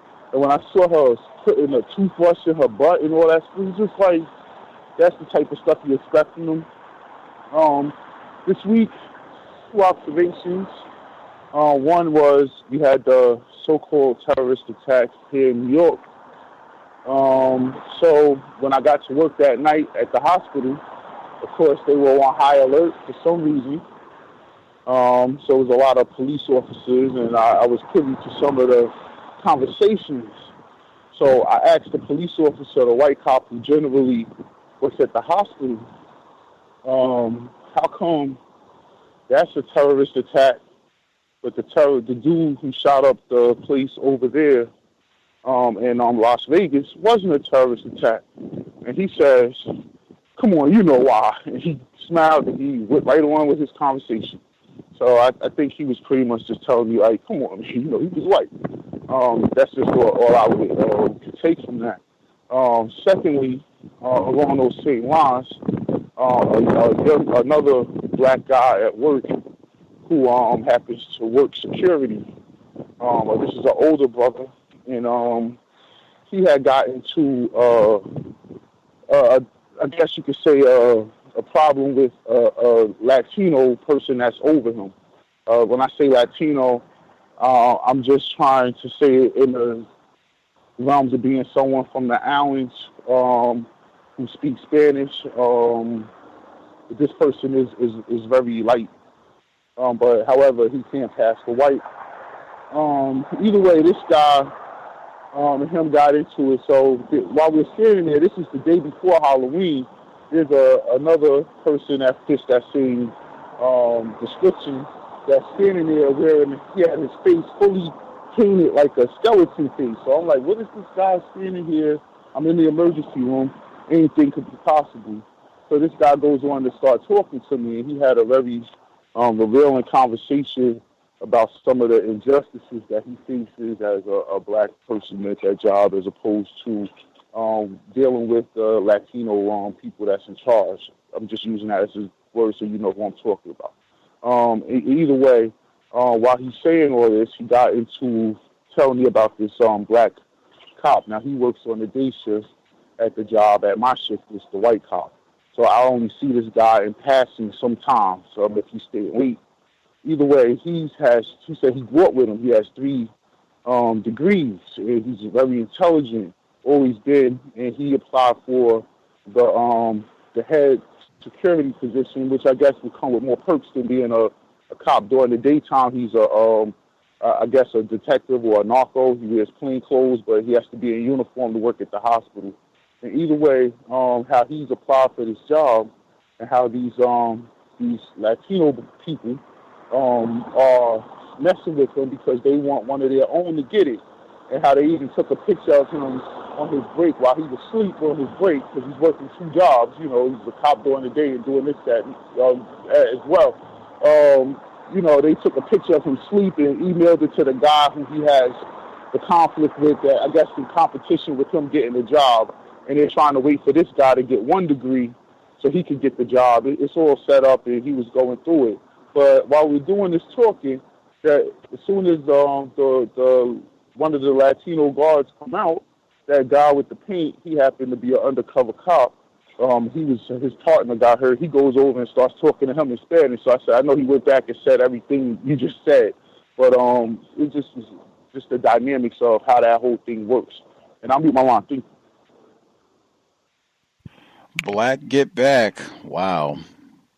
I think we had talked about that before. I think just in line with the firing, I think you can do that. I'm not saying not to do it. You can speak with an attorney, and it seems that frequently that does not help in the promotion situation. Sometimes it might. There might be a lawsuit, and after 50,000 appeals, maybe they will give you a few nickels. But it seems right in line with in the system of racism, white supremacy. Racists can fire any black person anywhere in the world anytime they want to, regardless of the job you have. And that was the position I had even when President Obama was in the White House. I think in that same vein, I think they can deny promotion to a non-white person, black person, anywhere in the universe, as long as the system of white supremacy exists, regardless of how many degrees you have stacked to the ceiling and regardless of your competence. Goes back to the first clip that I played. Now, you talk about stress and being disgusted in that sort of environment where you are extremely competent. You did exactly what they said. You spent all that time in school and all that money and studying and effort and discipline and all that sacrifice, and then there's not even a payoff. Like, you got white people getting promotions and such who don't even have the job, or non-white, non-black people, Black Get Back, who they can get the job after we wait and wait and wait for them to get 1 degree when I've already got 3. That right there will drive you to opioids or a whole lot of other destructive behaviors. But certainly documenting. One thing I would say about the sleeping thing, and there's nothing incorrect. If I heard it correctly from what you said, he was working 2 jobs. I mean, wow, this is someone who is the epitome of a hard worker, and he's on a break where he says, hey, I can, take a few moments, or I can try to get some rest, as opposed to, oh man, I'm leave him be and just go over here. It's, let's get a picture and see if we can, cut it out and, send it to his enemies on the job and maybe malign him or what have you. Just keep that in mind. If you are tired and what have you, be mindful that anything could happen to you while you are asleep. If you're in an environment where it's warm enough, if you own your own vehicle, maybe that would be a better option. Go out to your vehicle. I guess if it's cold, you could turn the car on with the heat on for a little while, and you could just sit in there and snooze a little bit. But man, just like we talked about with the firefighters, if you're in that environment, your sleep, your defenses are down, anything could happen to you. And even that alone, if it's just we want to take a picture and send it to this other guy that you're competing with for the job, even that, I mean, just would make me extraordinarily uncomfortable. And if there's anything that I could do to minimize that sort of thing happening to me, I would do it. So maybe keep that in mind as a reason to not nap on the job, unless you can find an environment, where you can be secluded and safe from that sort of thing happening. Other folks.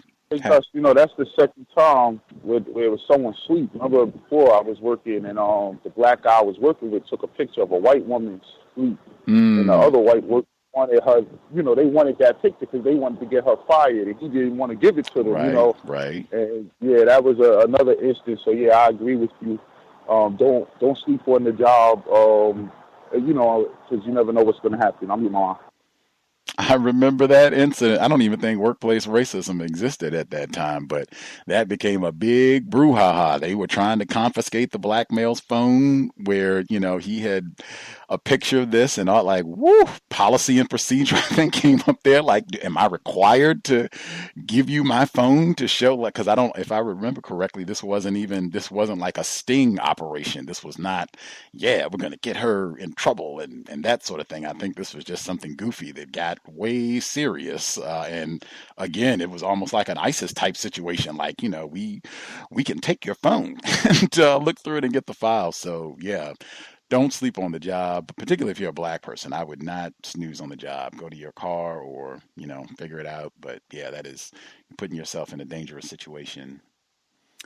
If we have other folks, if you have commentary you would like to share related to workplace racism, feel free. Chime in. The number 641-715-3640 and the code 564-943 #. Press *6 if you would like to participate. Remind folks this broadcast is not for spectators. This is not one for people to dial in just to say, oh man, it is so entertaining to hear what's happening to the black people at work or their little anecdotes and what have you. That's not what this is for. This is about black people sharing experiences. And really, if you have figured out some things that work, we especially need that. But certainly if you're having problems as well, share. If you have important sections from policy and procedure, that is always great. Make sure you're reading your policy and procedure, that you have read the entire policy and procedure.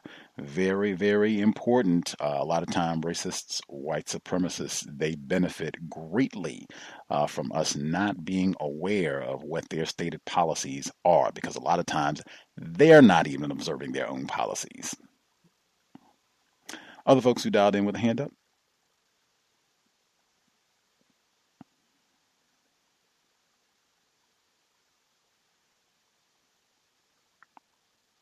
Gus, may I add something really quick? I don't know if anybody else has, if there are any new callers. I don't see a new hand at the moment. Lots of spectators, so I reckon you can proceed. All right. It'll just be really quick. I actually forgot just something else to report about my mother's job. I'm just going back to just what you just said, the policies and procedures. My mother said that there was an employee that she was managing, and the employee was a new employee during the probational period. And it seems like from the time that when I first started working when I was 16 up until now, it seems like these probational periods are getting longer and longer.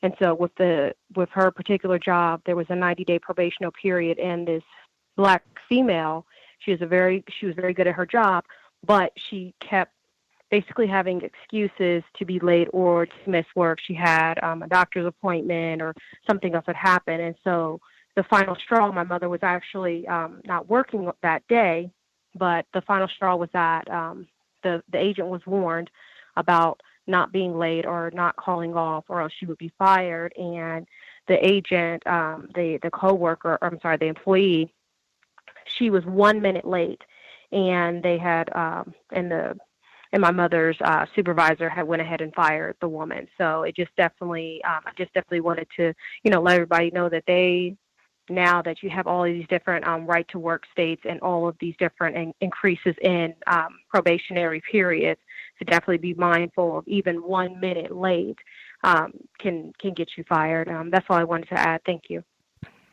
That white man who is accused of being a sexual predator, a serial sexual predator, he did not get fired from NPR. He resigned. This person was 1 minute late and they were fired. Just pointing that out once again. But yeah, with policy and procedure for sure. And even on the tardy thing, Mr. Fuller talked about that. I think he has a great segment talking about that in terms of being on time, because that's one that they get a whole lot of black people on. That's one that comes down to discretion a lot of times as well. This person is a minute late. Maybe we let them slide. Maybe we don't. This person is 10 minutes late. Maybe we let them slide. Maybe we don't. A lot of that can come down to discretion, racism, white supremacy. But the timing thing, I would really factor that in when you get your job and say, hey, is this a job that I can comfortably get to, reasonably get to 30 minutes, 20 minutes late, 30, 20 minutes early every day? Like, think about that. Even before you take the job, however I'm getting to work, if I have to take public transportation or whatever you do, you bike, whatever, drive, can I get here reliably, consistently, 20, 30 minutes before I need to be here for this job? Like, really taking it seriously on that time thing. Even one of our listeners, that's the code that she put in, getting a new job, a job that, hey, I think I might want to keep this job for, a year, maybe even longer. Okay, so that's your code for a job that you might want to keep for a longer period of time.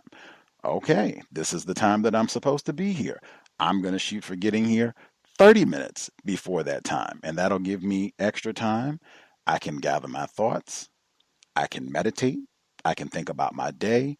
I can do a myriad of things to prepare to make sure that I am mentally ready to begin my workday. And as I stated, whites are nosy. Racist man, racist woman, they are paying attention, and primarily they are paying attention to us, they're niggers. They noticed, wow, you're here consistently every day, 30 minutes before time. Wow, that's so impressive. Like, they noticed. That's the sort of thing that you want them to notice. And hopefully that can be brought up when it is raise time. Like, oh yeah, that's at least one in the plus column. Like, you got a whole bunch of, minuses that, that and niggers that goes together. But you got at least that one bonus that I do see you here early every day. Day after day, week after week, you are ready to roll. Wow, we wish we had more like you.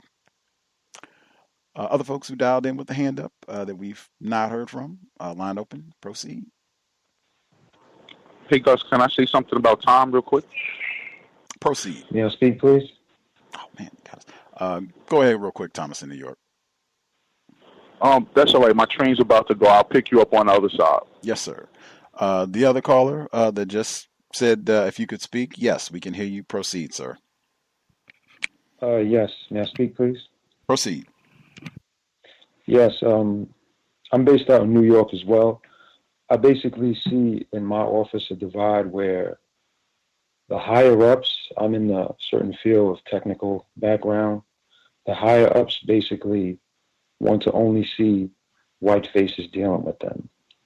So the rest of us, we deal with a lower level of clients financially, but also all those clients that we tend to deal with, the rest of us that are black, quote unquote, non-white, we all deal with everybody that looks like us.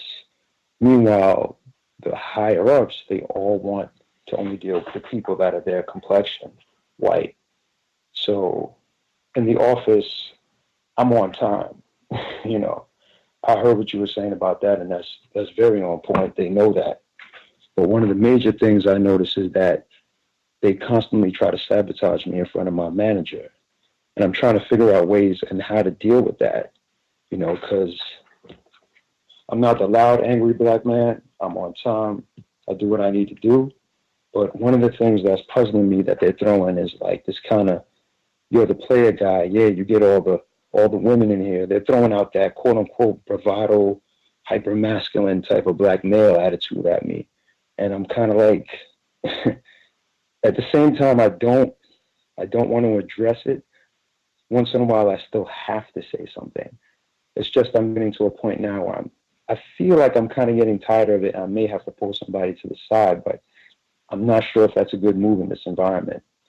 I'll mute my line. I just would like to hear any suggestions as well. That's interesting. So they're, I guess, saying that are they using the term player, or are they using something similar? Absolutely. That's exactly what they're using. Oh, okay. So they're calling you a player, and I guess using terms to suggest that you are getting a lot of attention from the females in the workplace or females in general. That, to me, sounds like the same type of racist perspective, like the black male is always the walking phallic symbol. I think James Baldwin said that. Fanon certainly talked about that in Wretched of the Earth. Thank God we finished that one. But he talked about that as well.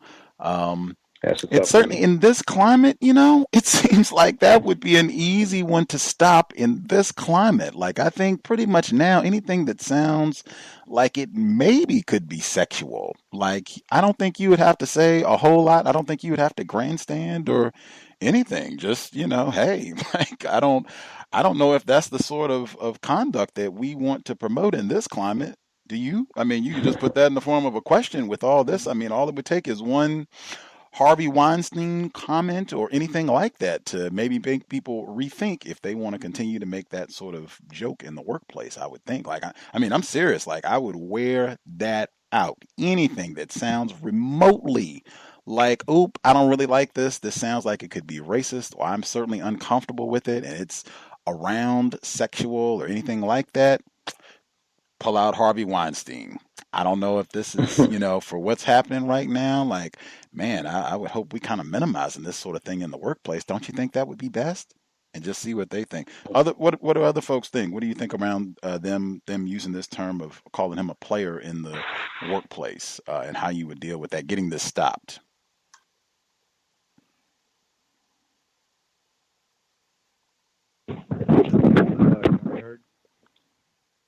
Little distant. If you could maybe speak closer to your microphone. Okay, I'm gonna try to do that a little bit better. Speak up. Speak up. Is that better? That's an improvement. One thing that I have gotten in the habit of is when people are not using being direct with language. I'll just say, I'm not familiar with that term. What do you mean by that? And that puts them in a position in which they have to be specific.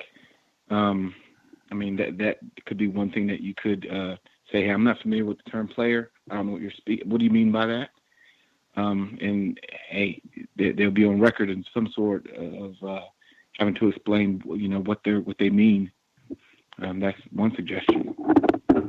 Great. Always a fan of getting folks to explicitly explain terms. That's a great one. And stand in the question lane too. Always a great one. What do you mean when you say player? Let me make sure this is, an admirable term, something that I want to aspire to be in this here workplace. Mm-hmm. Other folks, what do you think on dealing with being called a player in the workplace and how you would try to get that stopped? I would say it's somewhere in my mind that says to speak directly to the statement by stating that I would appreciate it if you identify me by the name by my name.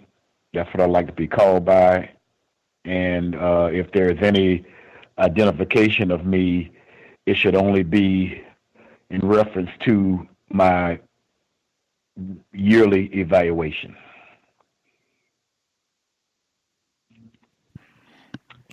That may be for the most part it would be brought maybe individually, but also if I can see an opportunity where it can be spoken publicly within the group when just about every job has some sort of group discussion at some point in time, and that'll be an excellent time to express that comment.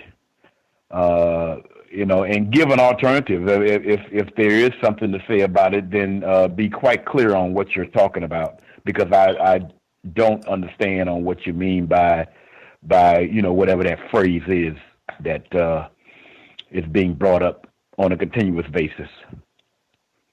To kind of like from the idea of to keep the work environment as clear as possible. Mm-hmm. Appreciate that. May I be heard? Yes, ma'am. I would suggest to maybe even speak if you have a way to contact your HR department. If you don't want to do it, you could do it like anonymously. As I've also expressed, I'd like to try to do things as anonymous as possible, even though I understand that, of course, white people, they can find out anything any given time. But also, just like what Gus was saying, with all the different sexual allegations that are going on within the media, and also as the caller did mention, this is it. I think that it is definitely a clear attempt to sabotage any promotions, because what I've seen in my previous jobs, any black males who are known to, definitely it seems like they'll be more confused and just have relationships and relations with different females while on the job. They are the ones who are definitely kept in a more entry level or a close to entry level position. And it seems to me that they don't want necessarily that type of black male in, or maybe even a non-white male in any type of position of power, because that can then, and also just protect, yourself as a black male.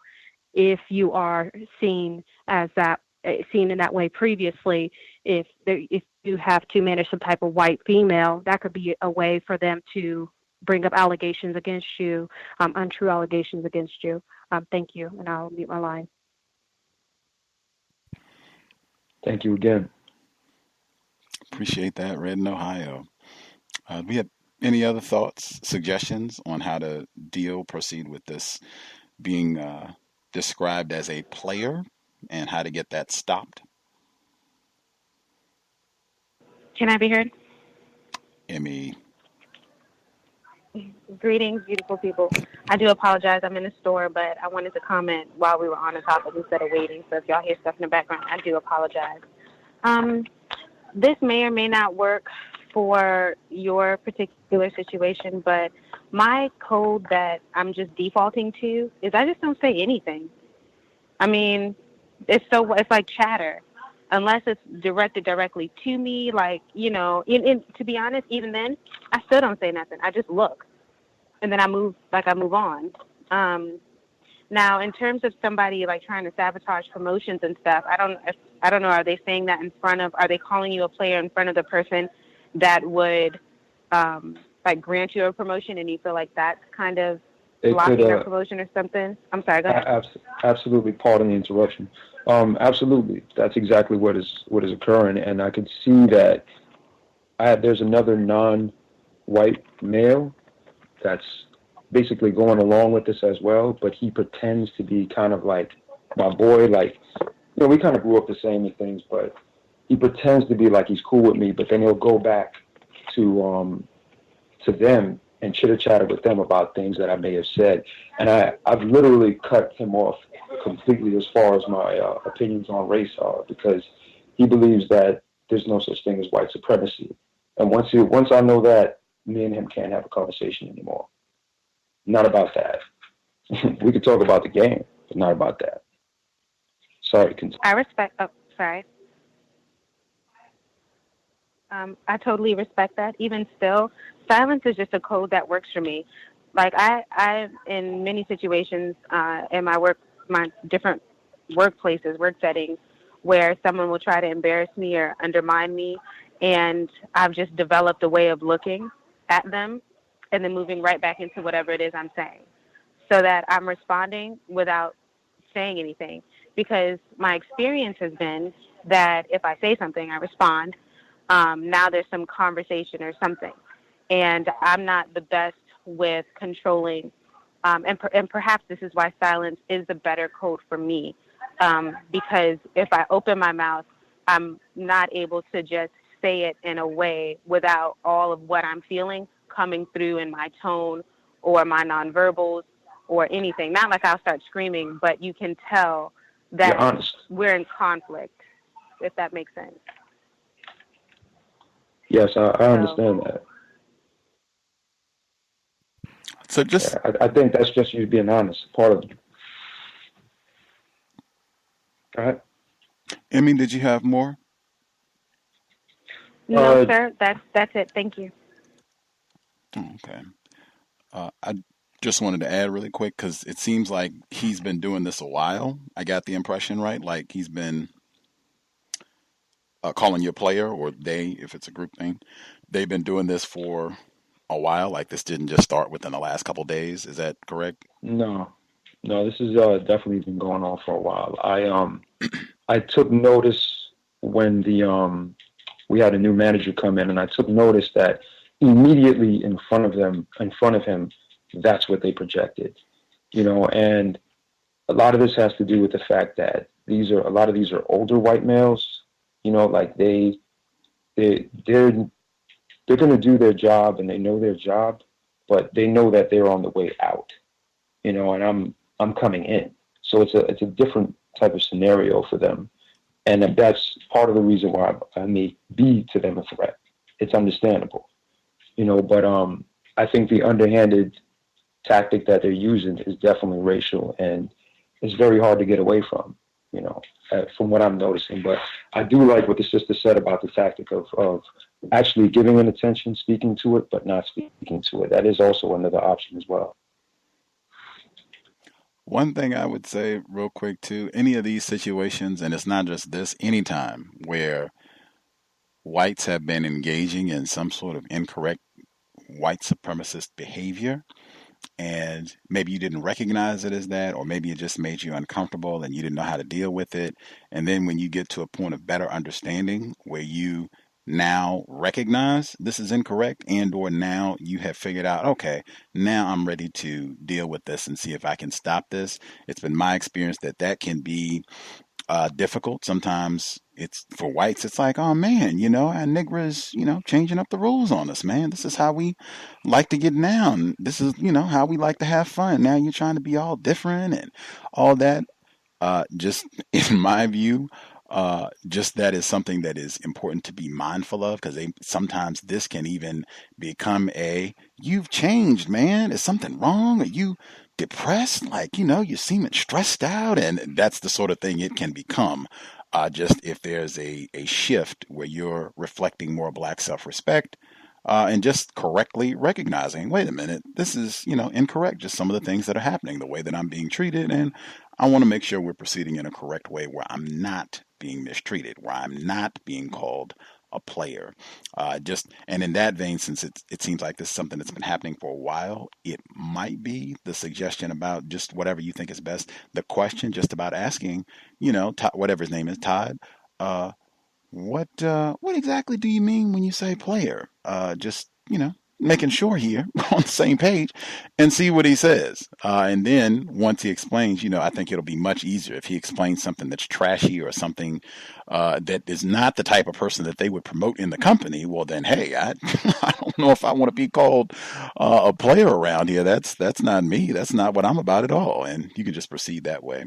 Also, the comment when you said that this guy, is it a white person? That's what we're talking about? Just making sure I'm not confused. You said you all kind of grew up with the same background, and this person doesn't think there's a system of white supremacy. This is a white person that we're talking about? Well, basically, like I said, there's a group of them the whole group is white. Our team is separated, straight color line. It's blatantly obvious. That group tends to have their own office, and me and another coworker have an office. Mm. The non-white person that I work with is, quote unquote, would term himself as Hispanic. And this is something interesting also. I mean, we could probably have a whole show on that. You probably already did. I'm catching up to a lot of your shows, by the way. I bought Tommy Curry's book, definitely off of it. And I got to be honest, he's striking me as the person that I have to constantly watch what I say around him.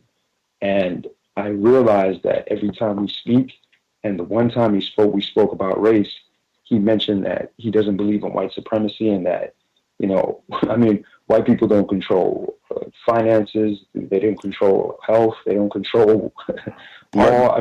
Pardon me one moment. That is interesting. That's what the question was. Is this person white? You said he identifies as Hispanic. So I guess I'll ask you, do you think he could at any point function as a white man? Absolutely. Oh, okay.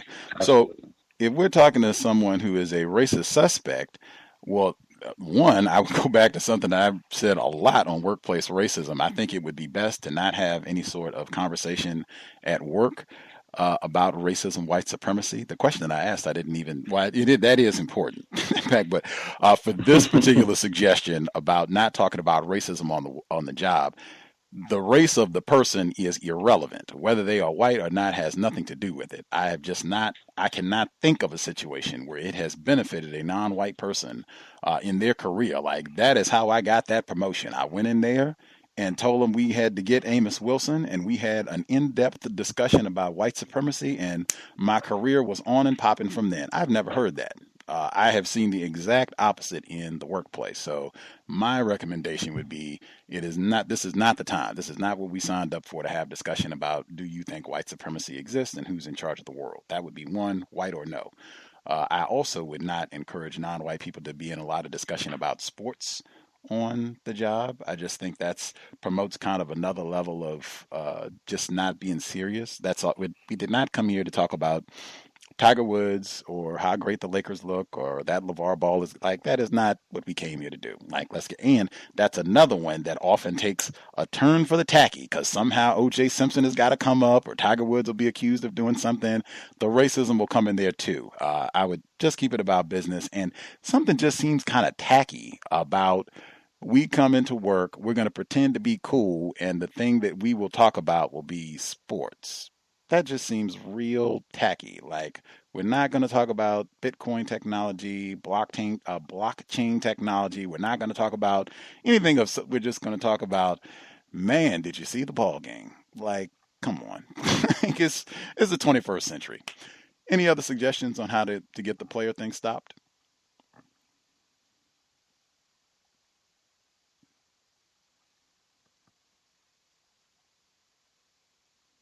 Make sure. Roz, did you have a suggestion for this particular before we move on to the next subject, Roz, or did you have something else you want to address? Yes, I did.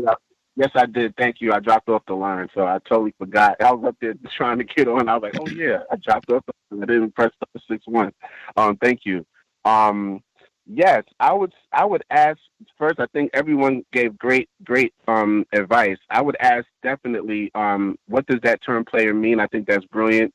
Just to elucidate what it means, because we all know that the term player is not going to have a positive connotation. Now, once they do let you know what that means, I would ask, well, why would you choose me of all the other people in this company to apply that label to? Wait for an answer on that. And then I would say, I truly prefer to be called by my name. I think I would ask you, do you think that with the situation that did happen with Harvey Weinstein, do you think that that is something that we should be promoting in the workplace at all? So I prefer that you please call me by my name and not a label that you have chosen to apply to me. Do not call me by anything but give them your name. If you choose to, you may not get an answer. That's what I would actually say. I don't know what state you're in. If you can look up the laws on recording, if your state allows, recording of a person who's a party to a conversation, I'll record every conversation possible between yourself and that person, and especially conversation. Once they do, because like I said, the term player does not have a positive connotation, then you can move forward with just like Gus has said on previous programs, please call me by my name. That's it. And again, if it's a situation where you're not dealing with emergencies or you're not like a 911 operator, if they choose to call you, hey, Playboy, or whatever stupid label they come up with, you act like you didn't hear them and you keep it moving. And when they finally get fed up of being ignored, they're going to call their name if it's something important and work related, and they'll know to just leave that alone. I don't know how, hopefully it'll be for you. Let us know, I should say, which of those things might work for you down the road. I also think Emmy's suggestion of being silent is also good, because one thing is when you do get into a conversation, if you don't take the proper counter-racist approach, you'll be letting them know how you feel, especially if those feelings are negative. And white people are vampires, delectable Negro. They're going to feed off of that once they know that they have you in a position where they're making you uncomfortable. They're going to continue to basically push that point with you to continue to enjoy feeding off of the energy that you're giving off. So I don't know what the situation is for you, only you know that personally, but if I had to have a conversation, that would be the conversation I would have, because I think it's a good counter-racist one. You're asking questions and you're allowing them to box themselves in. And once they do so, you can let them know, I prefer to be called by my name, not a label that you choose to apply to me. If you choose to keep calling me that, be aware that you're not going to get an answer. Thank you. I'll mute my line. Appreciate that, Roz. Number again, 641-715-3640. Code 564-943#.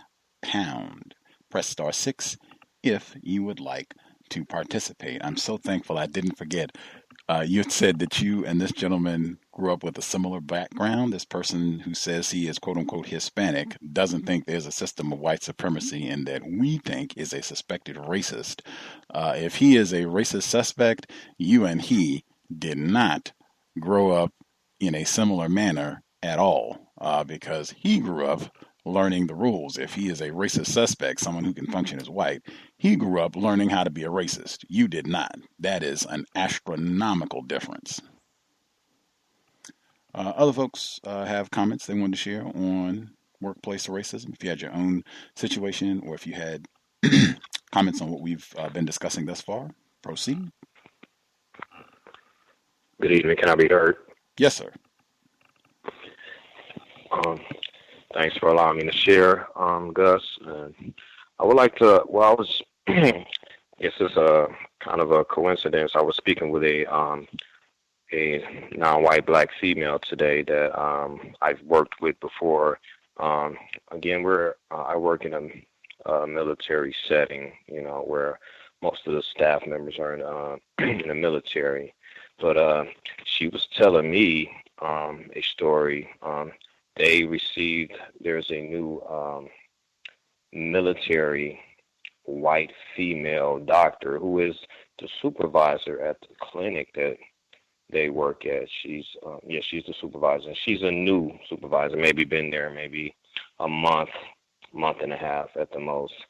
So she came to the clinic again as the supervisor and was changing some things for what appeared to be better for the other workers there, allowing them to have more time off, lightening or lessening the patient load that they receive.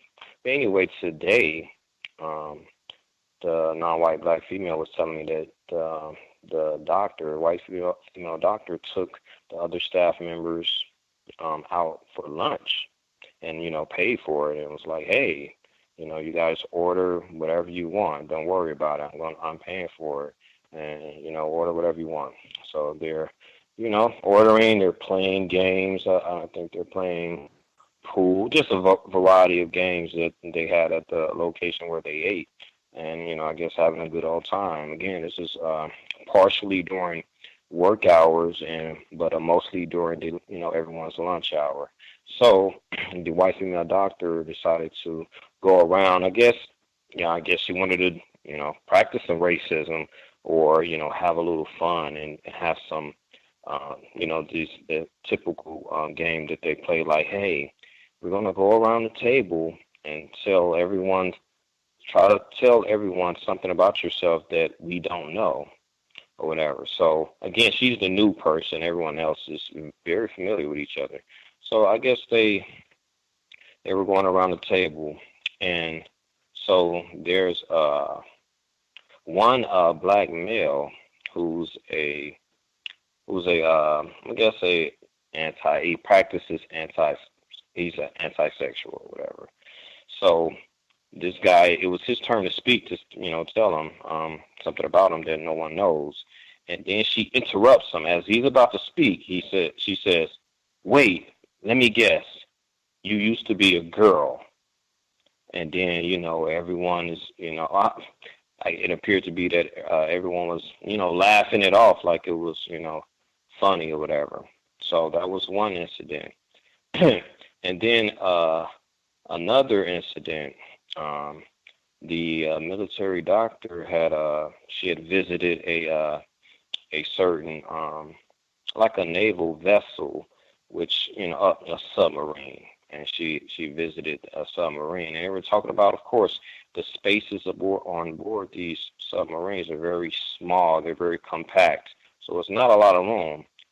So she was telling, everyone, the other workers about, this trip to the submarine. So there's a black male, which I spoke about in another story, workplace racism before. There's a black male, very tall. He's, heavily melanated. He's not the heaviest, but he's, pretty, his tone is rather melanated. so very tall as well.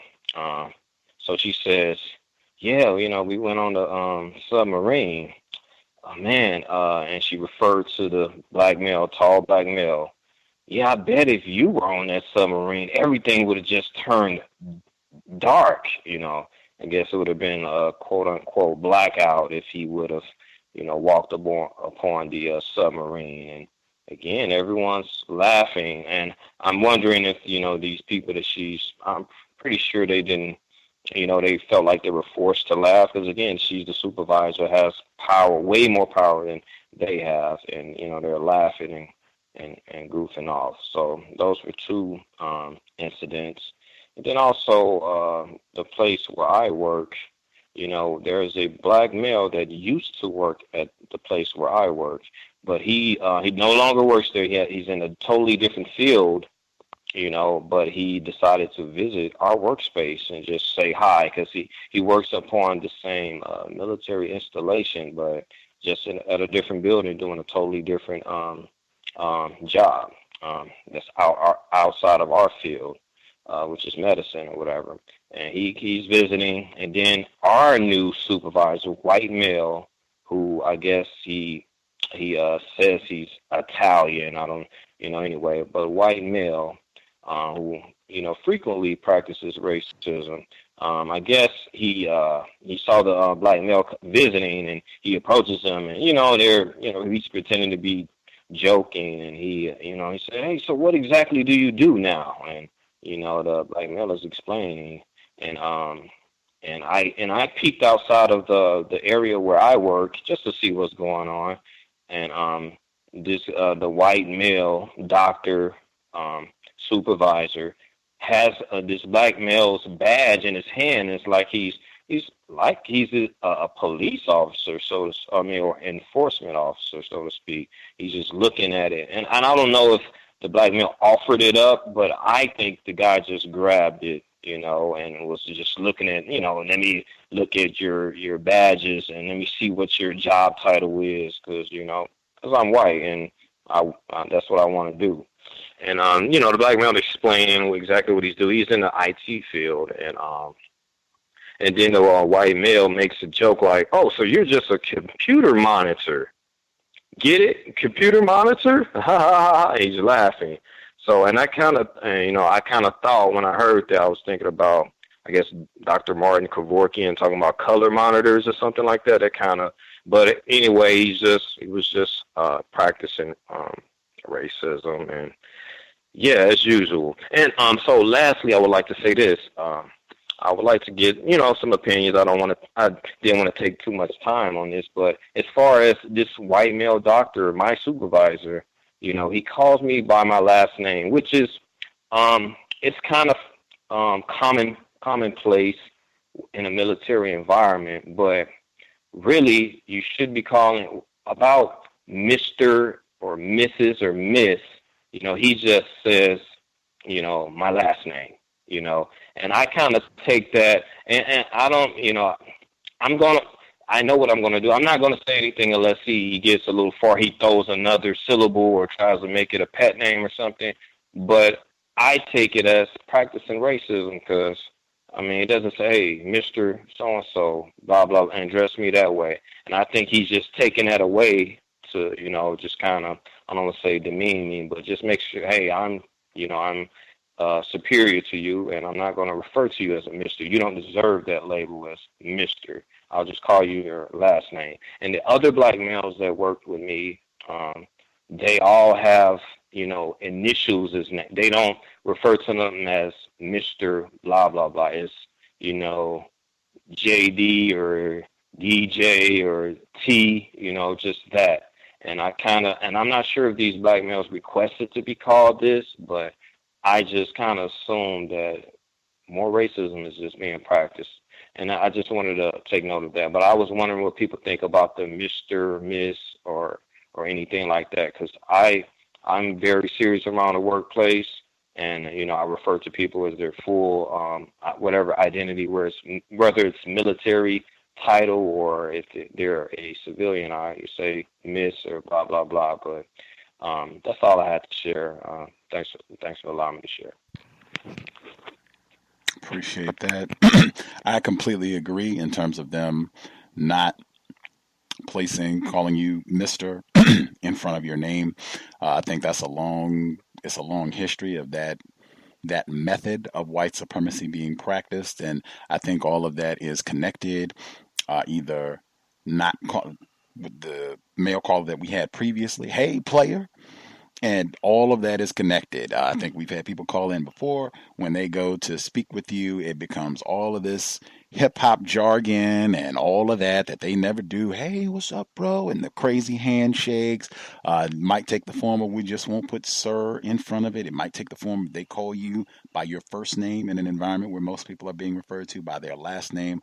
All of that. We just got to find a way to undermine and make sure, and it's really to make sure that I am able to actively demonstrate my contempt for my niggerizing this black person. I mean, that's really what it is. I do not see you. I don't think of you as being an equal. You're a nigger. And that's going to come out some way, shape, or form. If that means that I just don't call you sir. I don't ever call nigger sir. So, it'll just be Johnson. Everybody else, Mrs. Jackson, Mrs. Turner, Mr. Nelson, Johnson, and it's standard, long running. If I think what you said makes sense in terms of waiting. If it changes, if you are acceptable, him just calling you by your last name in that environment, fine. But if it changes, he's not pronouncing it correctly or tries to add something on, then to ask a question or say something about it, that makes, to me at least, that makes reasonable sense as well. The tackiness of the earlier situations, I guess. And again, this is why I meant to say that. That was such a great reminder. We're now in the horror day season, so there might be a lot of these instances where let's go out, for drinks, or let's go out for a meal. It's the season and all that. I'll pay for it, or we'll make it a group activity. Why I've said for years to avoid those type of instances, because this is what you're going to get: some tackiness. The first situation I think you mentioned, where there's a black male, maybe he's engaged in anti-sexual behavior, quote unquote homosexuality, and you're supposed to say something that people don't know, and this tacky race soldier white woman blurts out, "Oh, you were a girl." Total tackiness. That's about what you can expect. A lot of times in these sort of situations, alcohol might be involved. I would avoid it, or if you're going to go, to be prepared that it could be a lot of that sort of conduct, and they might even try and easily excuse things that are said there. Might be a great environment depending on how you feel about taking your recorder, because I have seen situations, and this has happened on my job, where things that people did and or said in those environments did end up having an impact on their job performance. So might be another great reminder, if you do have to participate, have your recorder at the ready, just for when. Think of it this way: have your recorder at the ready for not if, when the tackiness begins. And so I got the book on my desk right now, Color Monitors, Dr. Martin Kevorkian's The Blackface of Technology in America. He is an admitted white supremacist. Been on the program many times. I have to see if I can remember to play him the clip of this segment. I'm sure he would get a hoot and maybe even give some analysis to a black person being referred to as a color monitor in some sort of tacky joke, racist joke at that, on the job. I guess you did say you wanted feedback about the SIR situation. Did folks have commented, or I guess suggestions, thoughts about how you would proceed with the white man who is not saying Mr. in front of his name? He's just calling him by his last name in an environment where it would seem that that's kind of stands out as being peculiar. Did folks have thoughts about that?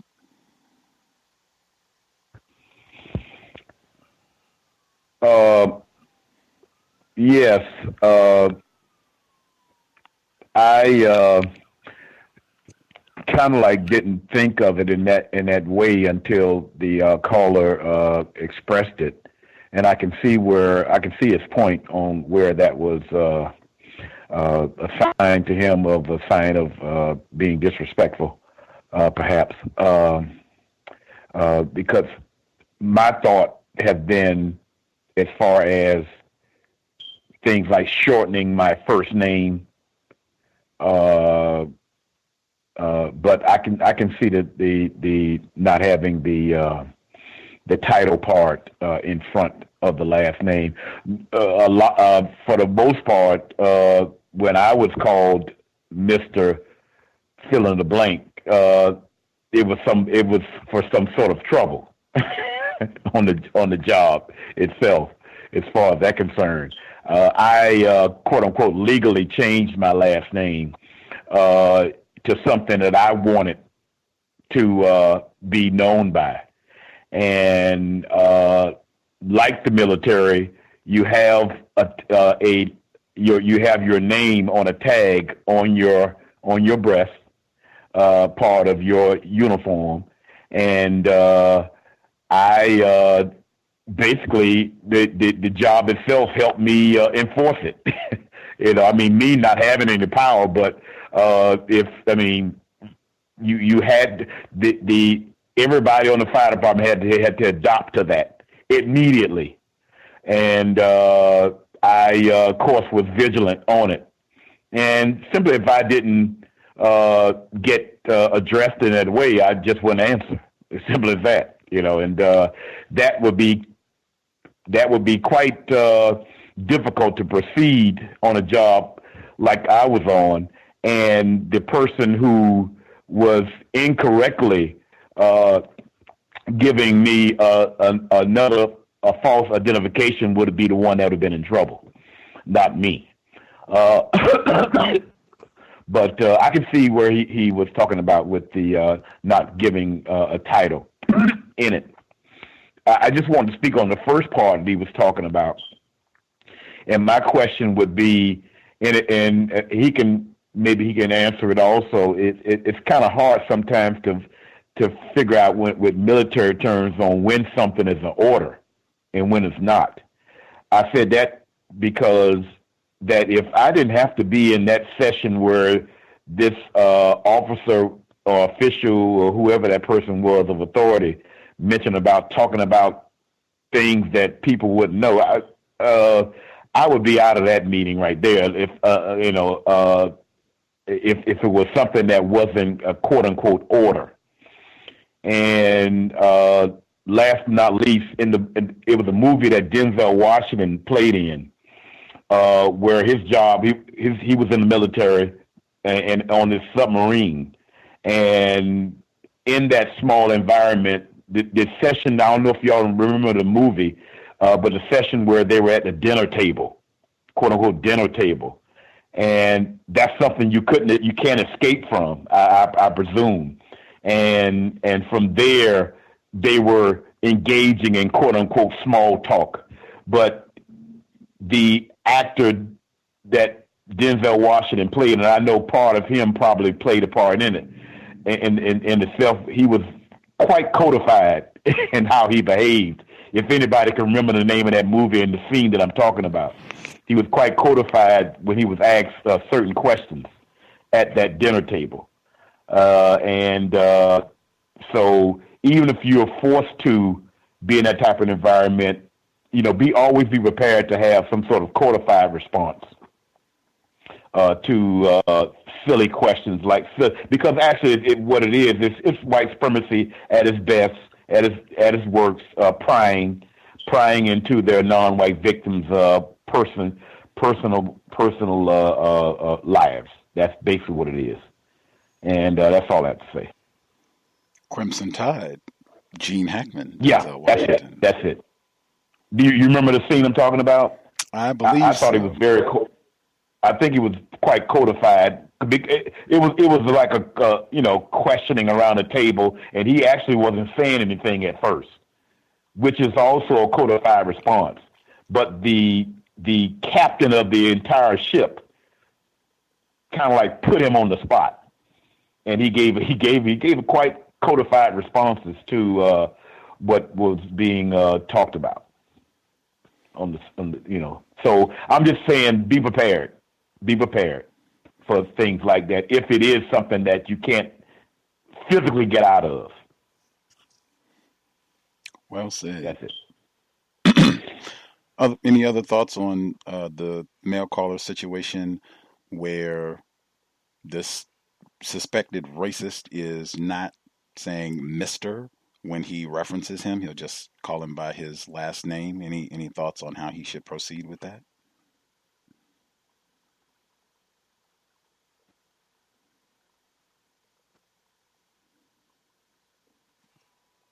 perhaps folks can ponder on it. If you have thoughts on either how to proceed or what you, if you just how processing what might be happening to motivate the race soldier to behave in this manner, you can share as we roll. Is it anyone that we've missed completely? Any callers have a hand up that we have not heard from at all? Have commentary that they wanted to share? Hello, Matthew. Yes, sir. Yes, I'm a student. So does that qualify for workplace racism? You said you're a student? Yes, sir. Oh, yes, sir. Proceed. Oh, yes. So I'm calling out of North Carolina, and I go to I guess what you would call a quote unquote liberal university, and there's a plethora of things that I could just say on some of the attackiness of white people. Also play a sport. I play rugby and football there, and the rugby team is majority white, with some white people from Europe that are studying abroad on the team as well. And a quick thing that I noticed from playing football and rugby is that even when white people are on opposing sides, they're still on the same team. They're still on the same team. I mean, the handshakes, the way they approach each other. I mean, I just left Baltimore from playing football to the season of rugby ended, and there was a fight, but that's besides the point. Some of the coded things I've learned from being around white people and just not talking or not divulging my own information. One, as I was playing, they do something called a Zulu, which is basically when a player scores his first points, they'll have a party, and they will that player who scored will strip down naked, and he will run in a circle as the fellow teammates encircle him, and they will pour beer around him in the nude, and he will say Zulu warrior, which I found extremely just awful, terroristic. It's like some kind of ritual.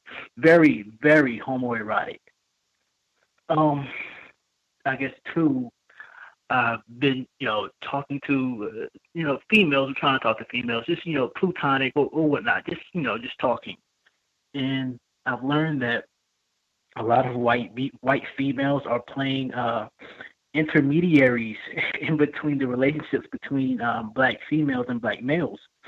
And they have ran away a lot of black women that I've spoken with, just because they, for some reason, well, I understand the reason, they trust these white women more because it's under the guise of, safety. But, we're all students. It's not really a threat. It's just that they're like showing some sort of power over black females. But at the same time, the white females approach the black males, which is it's its own thing. And three, the professors there. So a lot of times I was just threatened by a professor because I had on my headphones and I was walking in a parking lot deck. And as I was walking, she was pulling up beside of me, and she rolled her window down and said, "If you don't take off your headphones, one day you're gonna die." And she just sped off. It's just been I have an experience almost every single day. But I've been trying to be patient. It's just a lot of stress. And I'll put myself on mute. Thank you for allowing me to share. Wow. I think we've had a few other listeners who called in about the having headphones on and being attacked by racists, even, in the grocery store and what have you. Just that is definitely something to keep in mind if you do have headphones on, that we are on a system of racism, white supremacy, and those headphones might compromise your ability to hear what's happening around you in a system where people are looking to harm you, unfortunately, if you are black, non-white, but especially if you're a black person. That notwithstanding, wow, that the whole in terms of being a student and at that level, it's going to be a myriad of things that you deal with. I think understanding that, I think number one puts you in a much better position. Understanding what you said, that regardless, people that are classified, individuals classified as white, they are working as a unit. They are the only race on the planet practicing racism, white supremacy, and understanding that even when it looks like, even when they might be verbalizing that they're enemies and I don't like such and we're feuding. And as you said, on opposing teams, they got into a fight at the game today and what have you, but they're still white. They will get together and have a beer afterwards.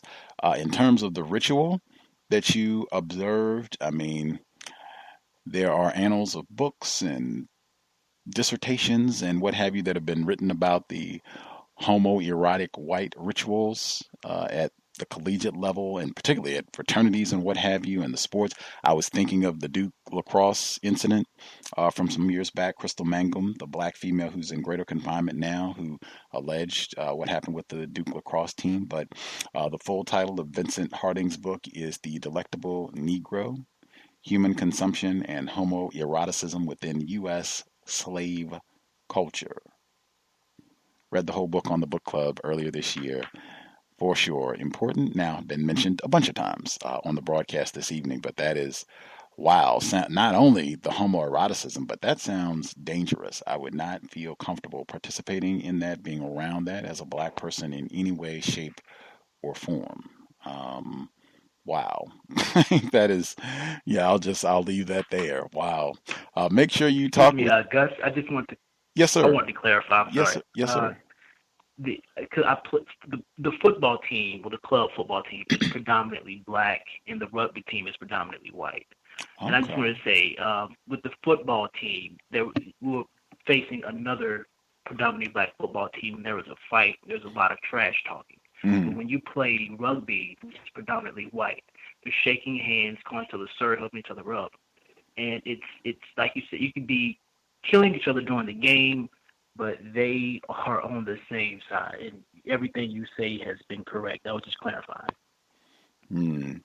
I appreciate it. Accuracy is important. Strive for accuracy. Thank you for setting it straight. And that is depressing. There's certainly nothing to rejoice about if what Gusty Renegade has concluded about what's happening on this planet is accurate. That is a horrendous thing, but I would much rather have the truth, and then we can deal with it and, go about the business of solving this problem than to lie to ourselves and say, oh, yeah, it's wonderful. We got the Lulu ceremony and, Mr. Weinstein, and it's all great. Things going great. Other folks' commentary that they wanted to make sure they get in. We have about 30 minutes left. Please don't wait till the last minute if you have commentary you want to share. Can I be heard? Yes, sir. This is in reference to the current call of the rugby and football player. And what I thought was really interesting, he said that the white women, if I'm not mistaken, kind of play as an intermediary between the black women and the black men. Is that correct? Is that what you said? Yes, sir. I've been having a conversation with a lot of my black women friends in regards to gender and. What does this have to do with workplace racism? Oh, okay. I was waiting. Say that again? No problem. If it's related to workplace racism, I was curious. It was just that dynamic, that intermediary between the black women and white women, and I think it's that whole "we're both women" thing is often used as a tactic to confuse. The black women that I've had this conversation with have concluded that they don't have anything in common with white women, except for the same bathroom they might use. But besides that, they have concluded they have more in common with black men than they do with white women. So, this is something I just wanted to say or get some feedback on, and I believe I've concluded the same thing. So that whole, we're all women, well, when you start taking away these so-called pieces, I think Dr. Tommy Curry talks about how intersectionality doesn't work well. If they had to choose one, they will always pick white for their pick being a woman. Context. And I will mute my line. Appreciate it. Context of white supremacy. We have other folks who had comments they wanted to share. If you had your own situation you want to touch on, or if you had comments on what you have heard thus far, feel free. Did anybody have difficulties with the horror day? Halloween was this week, so they tell me. Did that cause a workplace problem for anyone as we prepare for all of the holidays that are getting ready to run down as the year wraps up?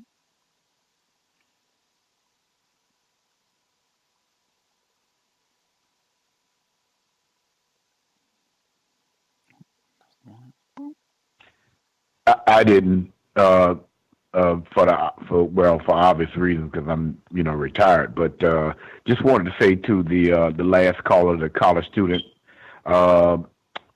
the best thing about school in this term college is that it is organized to the standpoint, almost from a daily standpoint, of what is going on.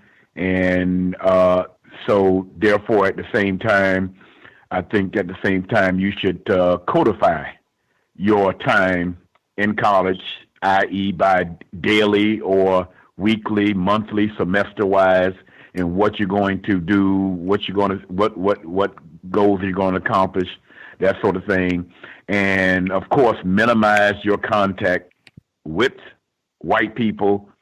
That is always something that has to go into your planning, and you would probably avoid a lot of situations that would jeopardize you accomplishing what you go to college for, which is to learn something and also get that credential that's called a diploma.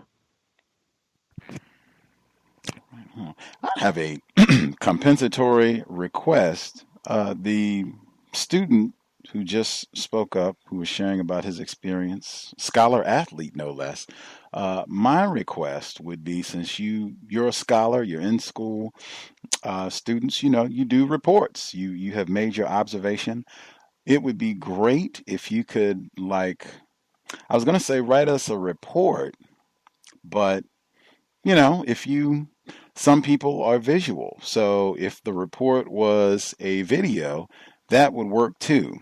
But if it could be some sort of report on what you learned, like in your time on the rugby team, like that ritual, like that's the sort of thing I think even Dr. Curry would appreciate, like having that documented in detail, like this ritual of, pouring the beer and being nude. I mean, wow. Like to read Vincent Woodard, Delectable Negro, and then hear that this is happening right now, 2017, this is our young, what they call best and brightest, quote unquote, young men, presumably, and this is what they're doing at the same time that the Weinstein and all this other stuff is going on. That would be great. So if that's something that you could kind of write up in terms of just the things that you saw and what that reveals about what it means to be white and how racism, white supremacy operates, just that would be great. Does that sound like something of interest that would be worthy of your time and energy that, you'd even be interested in doing? Absolutely. All I need, I guess, is information to send these things. I guess contact information. Because I see a lot of more things than that I saw on that team, even at that college itself. I think, certainly you could send it to me, but just in terms of being serious about the scholarship of counter racism, that's the sort of thing I think if you wrote it on academia.edu or something where, it could be like a professional type presentation, I am sure Dr. Curry and many other scholars would want to take a look and read, and even just counter racists like myself would appreciate, something like of value, because I think it's serious and worthy. This is the type of these are the types of acts that are often obfuscated and minimized. And then when you end up having something like Daniel Holtzclaw happen, or Jerry Sandusky, or, just go on down the line, everybody sits around, well, I can't believe it. And this sort of thing has been happening all the time. Maybe, maybe Mr. Weinstein, maybe he played rugby, excuse me. Maybe he was on the rugby team too, with some of this behavior. But I think getting some serious documentation that's written, I think that would be great. Like, again, if it's worthy of your time and energy. But yeah, untiljustice@gmail.com, my email. If you write up something and want to share, I would love to post it. I'm sure some of our listeners would love to check out your material as well. Oh, that sounds great. That's Until Justice? Yes, sir. Untiljustice@gmail.com. All right, thank you, sir. Other folks, anybody we missed completely have commentary they want to share? Proceed.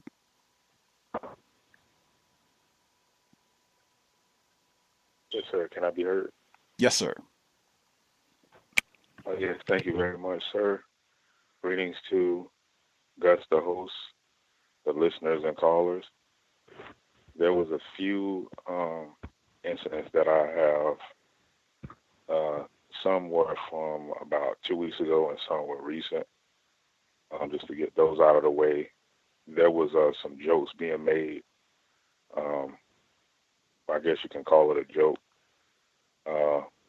There was a white supervisor that I guess had to go outside and move her car when they had those like Nazis, like or whatever, doing a little march downtown about 2 weeks ago, and somebody said that, well, damn, I wonder where she went.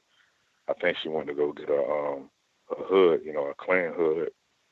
So somebody, like, I think that was a black person, said that about the supervisor. And, like, I spoke to my mother, and apparently somebody else made, like, a white person said this about, like, another white person that was taking that day off during the Spencer speech. They said, why is he taking the day off? He must go on to purchase his Klan gown or something like that. And it was she reported to me it was a white person and a non-white male, like, laughing about this white guy that took that day off and I guess made the accusation that he was going to go wear a KKK outfit. And there was another person who was speaking about, she would ask a question to Richard Spencer, what would be considered a white person.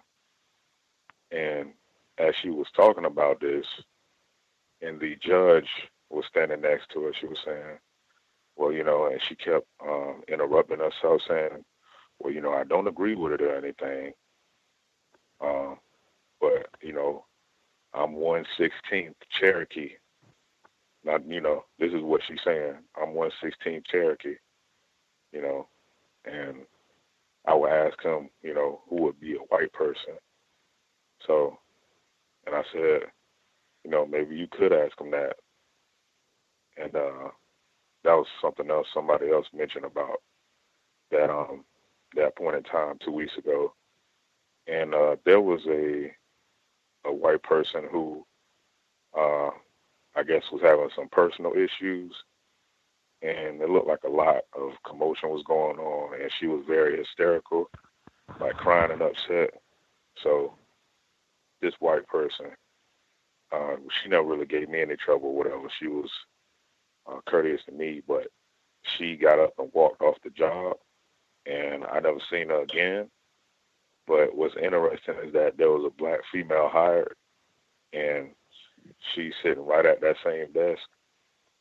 But this person, from what I'm hearing, was very, I guess hostile or whatever, like threatening to quit, like multiple times, causing a scene, throwing up belongings all over the desk, causing a disturbance, and I guess basically bluffing that she would quit the job, but she just kept continuing to work when there have been black people, as the comparisons have been made before, who were fired for, a lot less things, things that weren't as severe. So this person actually left, okay, she walked off the job when a few weeks ago the non-white female was terminated. So definitely a very interesting, powerful comparison. Two last things. There was a metaphor that was used that a black female said to me, and her white supervisor came and repeated it. If I remember it correctly, she said that I don't want to get caught behind the 8 ball. Like, I don't know if anybody heard that. That was my first time hearing it. And she, I was talking to her, and the white supervisor, she came to interrupt, and she said, you know what, when you just said, you just need to go home, and, you sound like you're very sick, because you called me saying that you was caught behind the 8 ball.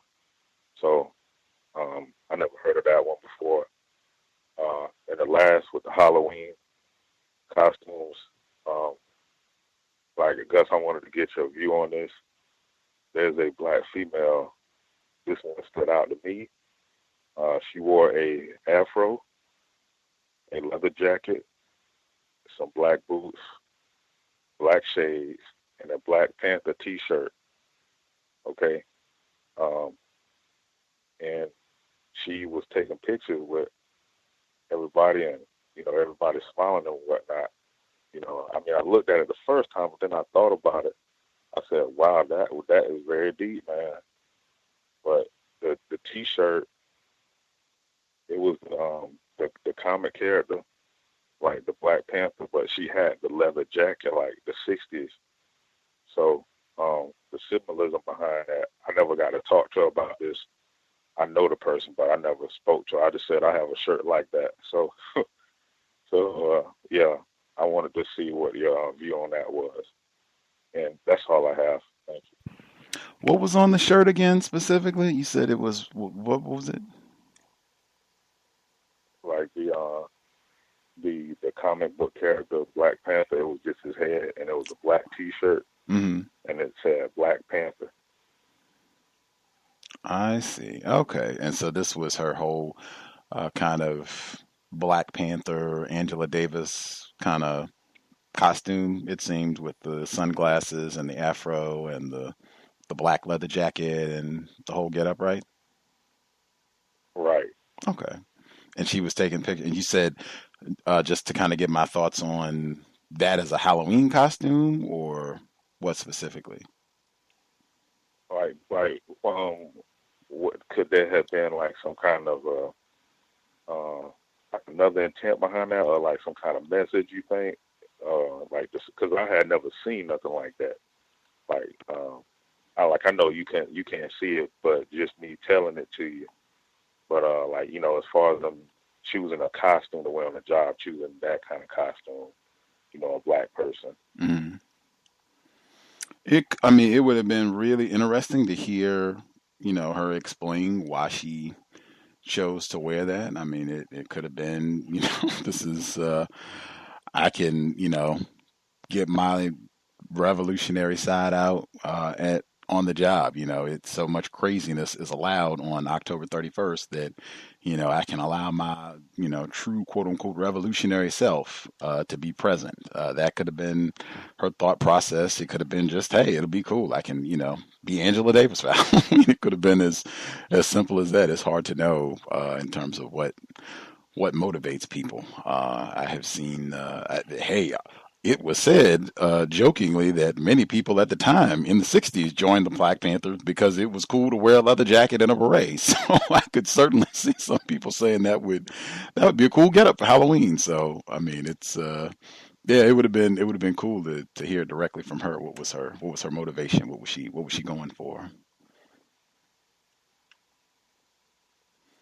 I did paying attention to some of the other comments that you were talking about, that's directly Dr. Welsing. She talks about being caught behind the eight ball in her book. It's in the ISIS papers.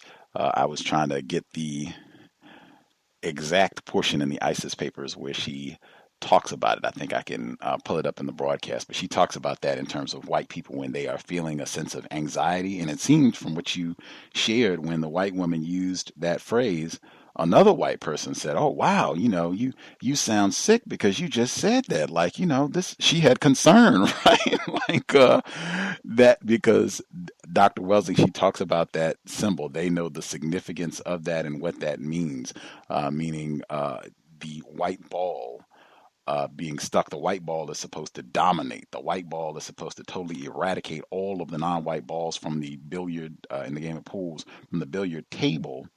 So to be caught behind the black ball, like, things have gone totally awry. And in fact, the black ball could even bump and knock the white ball off the table. So Dr. Welsing decodes that phrase in the ISIS papers, the late mentioned again. Paying attention to those metaphors on the job, very important. That first portion that you talked about, where you said, I guess it was multiple people on the job, had said, a white person went to get their Klan hood. I guess the caller in Florida a couple of weeks ago, Richard Spencer, was down in Florida giving a talk. They had a state of emergency, and this was a big to do. So I guess at that time, a white person leaving, I guess if they're joking and saying maybe they were at the Richard Spencer protest or whatever it is, that's something I would just write down. I would make a note of if a white person made that comment, even in jest. Ted wasn't here today. Maybe he was out getting his Klan outfit.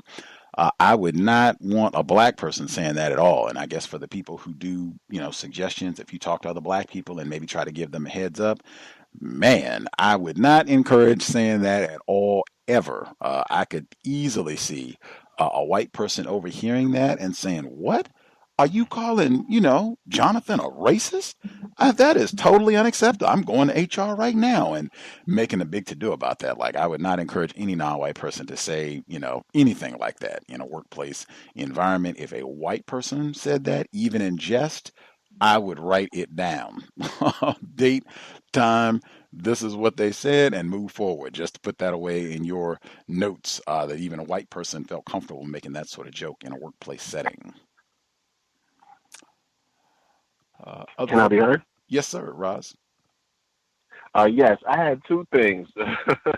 One is an incident I experienced when I had some work done at my mother-in-law's house recently. But the first thing, before I get to that, it is workplace racism. It's funny how things developed. But behind the eight ball, that's a term I heard quite a bit. And over time, studying the system, I've come to understand that term has two connotations. The first one would be where a white person is literally behind a black person. In other words, they might be Harvey Weinstein supporting Jay-Z and doing the Cauliflower documentary. He was basically, in that situation, the white person can lose by being on the wrong side of the system of white supremacy. The other connotation would be behind the eight ball, in the sense that when you hit the eight ball into the pocket, that's how you win the game. But if the white ball also goes behind the eight ball into the pocket, you lose anyway. So that connotation means a person who's properly practicing white supremacy and still loses in some form of being reprimanded by openly about the racist practices that they've been propagating. That's something that I've come to understand by studying the system, that those are two connotations for that behind the eight ball statement that white people tend to use. The incident was recently we had bath fitters come in to actually put a new tub together at my mother-in-law's house, and it's basically they put like a vinyl fitting over it, so it's completely sealed in and watertight, so you don't have to worry about any sort of leaks or tiles falling out and damaging the bathroom.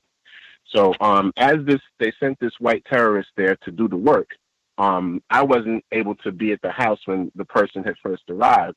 So my wife was there, my mother-in-law was there, and she said when he came, he was just real rude. He wouldn't answer her questions. She asked him how long he would be there. They told her the the headquarters said they would be there between 7 and 4. He came late at 9, and when she asked him would he be done by 4 o'clock, he would not give her an answer. So eventually, she ended up calling me, and she said, well, I want you to come over because he's practicing racism. So I said, no problem. I hop and skip and jump, I'm there. So when I come in, he tries to be pleasant with me. I don't smile. I don't say anything. I just actually start questioning him about the things he wouldn't answer with my wife. So as I'm sitting there, I just said, I'm going to stay the whole day until this creature leaves the house. So as this day develops, he's trying to start small talk. She's like, oh, my goodness, he wasn't doing any of this small talk till you arrived. I sneeze. I'm hearing, God bless you. She's like, what kind of behavior is this? She said, then she says, you see why I need to have a black male here? She said, as soon as you came in, his whole demeanor changed. I said, of course. I said, this is how white people function. So at the end of the whole event, he ends up leaving. And she said he was slamming things and stuff before I got there. All the slamming and stuff stopped when I got there. And I was completely cold with him. I wasn't nasty. I wasn't disrespectful, but I wasn't going to be friendly. You're a terrorist. You're the enemy. You're in my mother-in-law's house, and you're disrespecting my wife. I'm not having it. So after the event was over, my wife wasn't sure what she wanted to do. I said, don't you dare let this slide. I said, you're going to call headquarters, and you're going to file the complaint of the century by letting them know everything that this troll has done, this creature, this beast has done. And she said she wasn't sure at first, but I said, listen, when we don't have to do anything for one of them to call and facilitate us losing our job. I said, you are not going to let any white person ever, as long as you are breathing and I'm your husband or your attempted husband, you're not going to let them slide for anything because I'm not either. So she hops on the phone. She calls corporate. She explains everything. The guy who's in charge is completely flabbergasted by what is taking place. And right now we're waiting for an update as to what's going to happen or how he's going to be dealt with, because he was pretty adamant about this mistreatment being something that the company doesn't tolerate. So we're going to see what they do or say to him as this develops. But ultimately, I don't like them coming in the house in the first place. They happen to send this white guy, and we had to deal with it. And just the idea that sometimes having a black male around, especially if you're doing anything where they have to send or potentially might send a white male to do some sort of contract work or things of that nature, I think is essential, because these are the types of abuse that black females go through. And a lot of times, because we may not be physically present, they may not speak about it, and they might not want to follow through with actually reporting that incident or moving forward with making sure that that white person is dealt with in some form or fashion. Thank you. I'll mute my line. Great job of black self-respect coming in to secure the household, and great job recommending that report be filed. Really important. Same thing with paperwork, documentation, same thing that they do to us, write-ups, get those write-ups and reports and what have you, the same thing. A detailed write-up of all of the incorrect and rude behavior, not even answering basic questions when this person is working for you. Detailed write-up. Same thing that they do to us with conviction in terms of, this person's conduct. Did we have, I found the phrase, since Roz gave his thoughts on the 8-ball, which was important as well. I did find where Dr. Rosing wrote about 8-ball, or not even wrote. This was when she was on the program, Context of White Supremacy, back in 2011, where she stated, so then the next phase is a black man runs for the president of the United States of America. Well, even though there was white support for his presidency when he got into the White House, and you have a black man with his white wife and his black children and his black mother-in-law in the White House, even the people who classify themselves as white, who called themselves liberals, began to think, oh my God, what have we done? Because just the image of the black man being in the White House and being in charge began to set off the anxiety of, if we lose power, if the power equation changes, and this, in the symbolic parlance of white supremacy speech, you don't want to be caught behind the 8-ball. But President Obama, being in the White House, makes the white mindset that is concerned subconsciously about white genetic survival begin to feel, wait a minute, we're being caught behind the 8 ball. And that translates into white genetic annihilation. So then we have this massive attack. We can call this the third reconstruction, meaning the reconstruction of racism, white supremacy. That is from 2011, her commentary using the phrase being caught behind the 8 ball. We have about 5 minutes. Anybody have a final comment? If we missed, I guess Thomas in New York had said he did have something on being on time. Did you want to get your commentary in about being on time, Thomas in New York? If you're able. Might be. No, I didn't really have anything else on that. I do think it's obviously important, just not within work, but overall for anybody. Being on time to your peers, especially to another brother or sister, it's just a sign of respect, hands down. But one thing I wanted to add is that I never expected to be in the position where I was staying at the job that I was staying. I thought I was going to go to something else a little bit bigger, but I'm a single father right now. So I have to kind of be very cautious in the steps I take to become financially independent, because I want to be able to, of course, support my household. But that is all. Appreciate that. It was actually Thomas in New York. Your line should be open, sir. Thomas in New York, did you have a comment you were going to get in on being on time? Oh, absolutely, guys. Yeah, and my grandmother always told me behind the 8 ball was a metaphor for white people that follow black people. Yeah, what I was going to say is I once had a job and I was, let go of that job for being late, and I was over the course of 8 months I was late 6 times. The 6th time was the time that they let me go. But no, I apologize. I was late 5 times. A total of 6 minutes though, but it was 5 times. But that 5th time they let me go, and the boss even thought that I didn't get my unemployment as well. He went the extra lengths. So we even had to have a conference call and everything, but he wasn't budging. So that was one incident. I had another job where you had a 7-minute grace period to be late, but it didn't apply to our department, because in the very last page of the handbook it said the managers have the right to run their department the way they see fit, and that our boss didn't see fit that we could be a minute late. So just always watch the time, and also look for that extra clause in the handbook as well. Sometimes they have discretion. I'll mute my line. I think that's the second time we've heard that word on the broadcast this evening. Mr. Steele, Ken Steele, did you have commentary you were going to share, sir?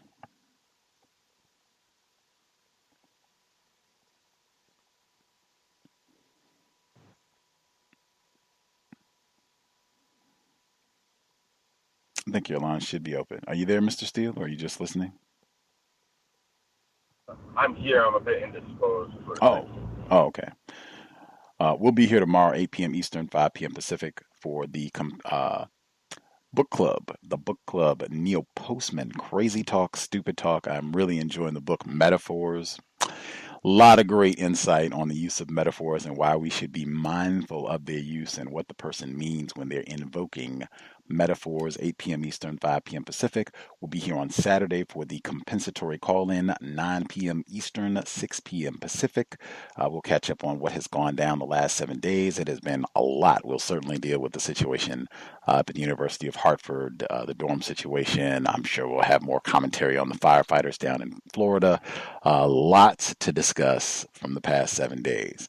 Sunday we'll be here, John Patash. This was a reschedule. He was supposed to be with us a week Sunday. He was supposed to be with us past Sunday, but he'll be with us the coming Sunday, November 5th, 8 p.m. Eastern, 5 p.m. Pacific. We'll be on the next 3 days, and we even had another reschedule. Robin Maynard, she'll be here on Monday, 8 p.m. Eastern, 5 p.m. Pacific. She was supposed to be with us this past Tuesday. We rescheduled that one as well. We could not, apparently, our arms were too short to box with candy corn and the Halloween holiday. Woo! Mr. Steele, did you have time? Are you able to comment before we wrap things up? Or are you still indisposed?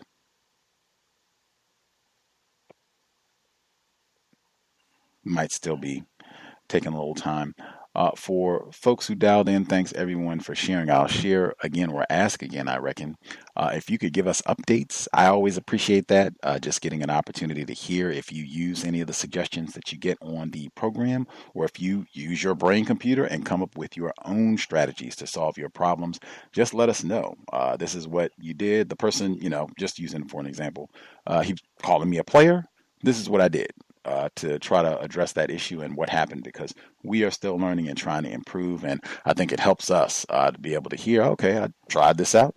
This worked. I think that can be very, very helpful for other non-white listeners to be able to pick out those patterns and to see, yes, there are specific things that you can do and say to help solve some of these problems.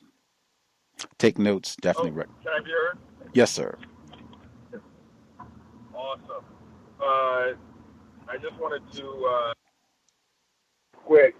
I've been experimenting with different avenues to find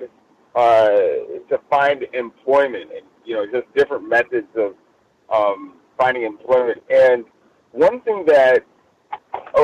area that I think some victims may not have explored are utilizing groups that correspond to your interests and your specified geography to look for opportunities for employment.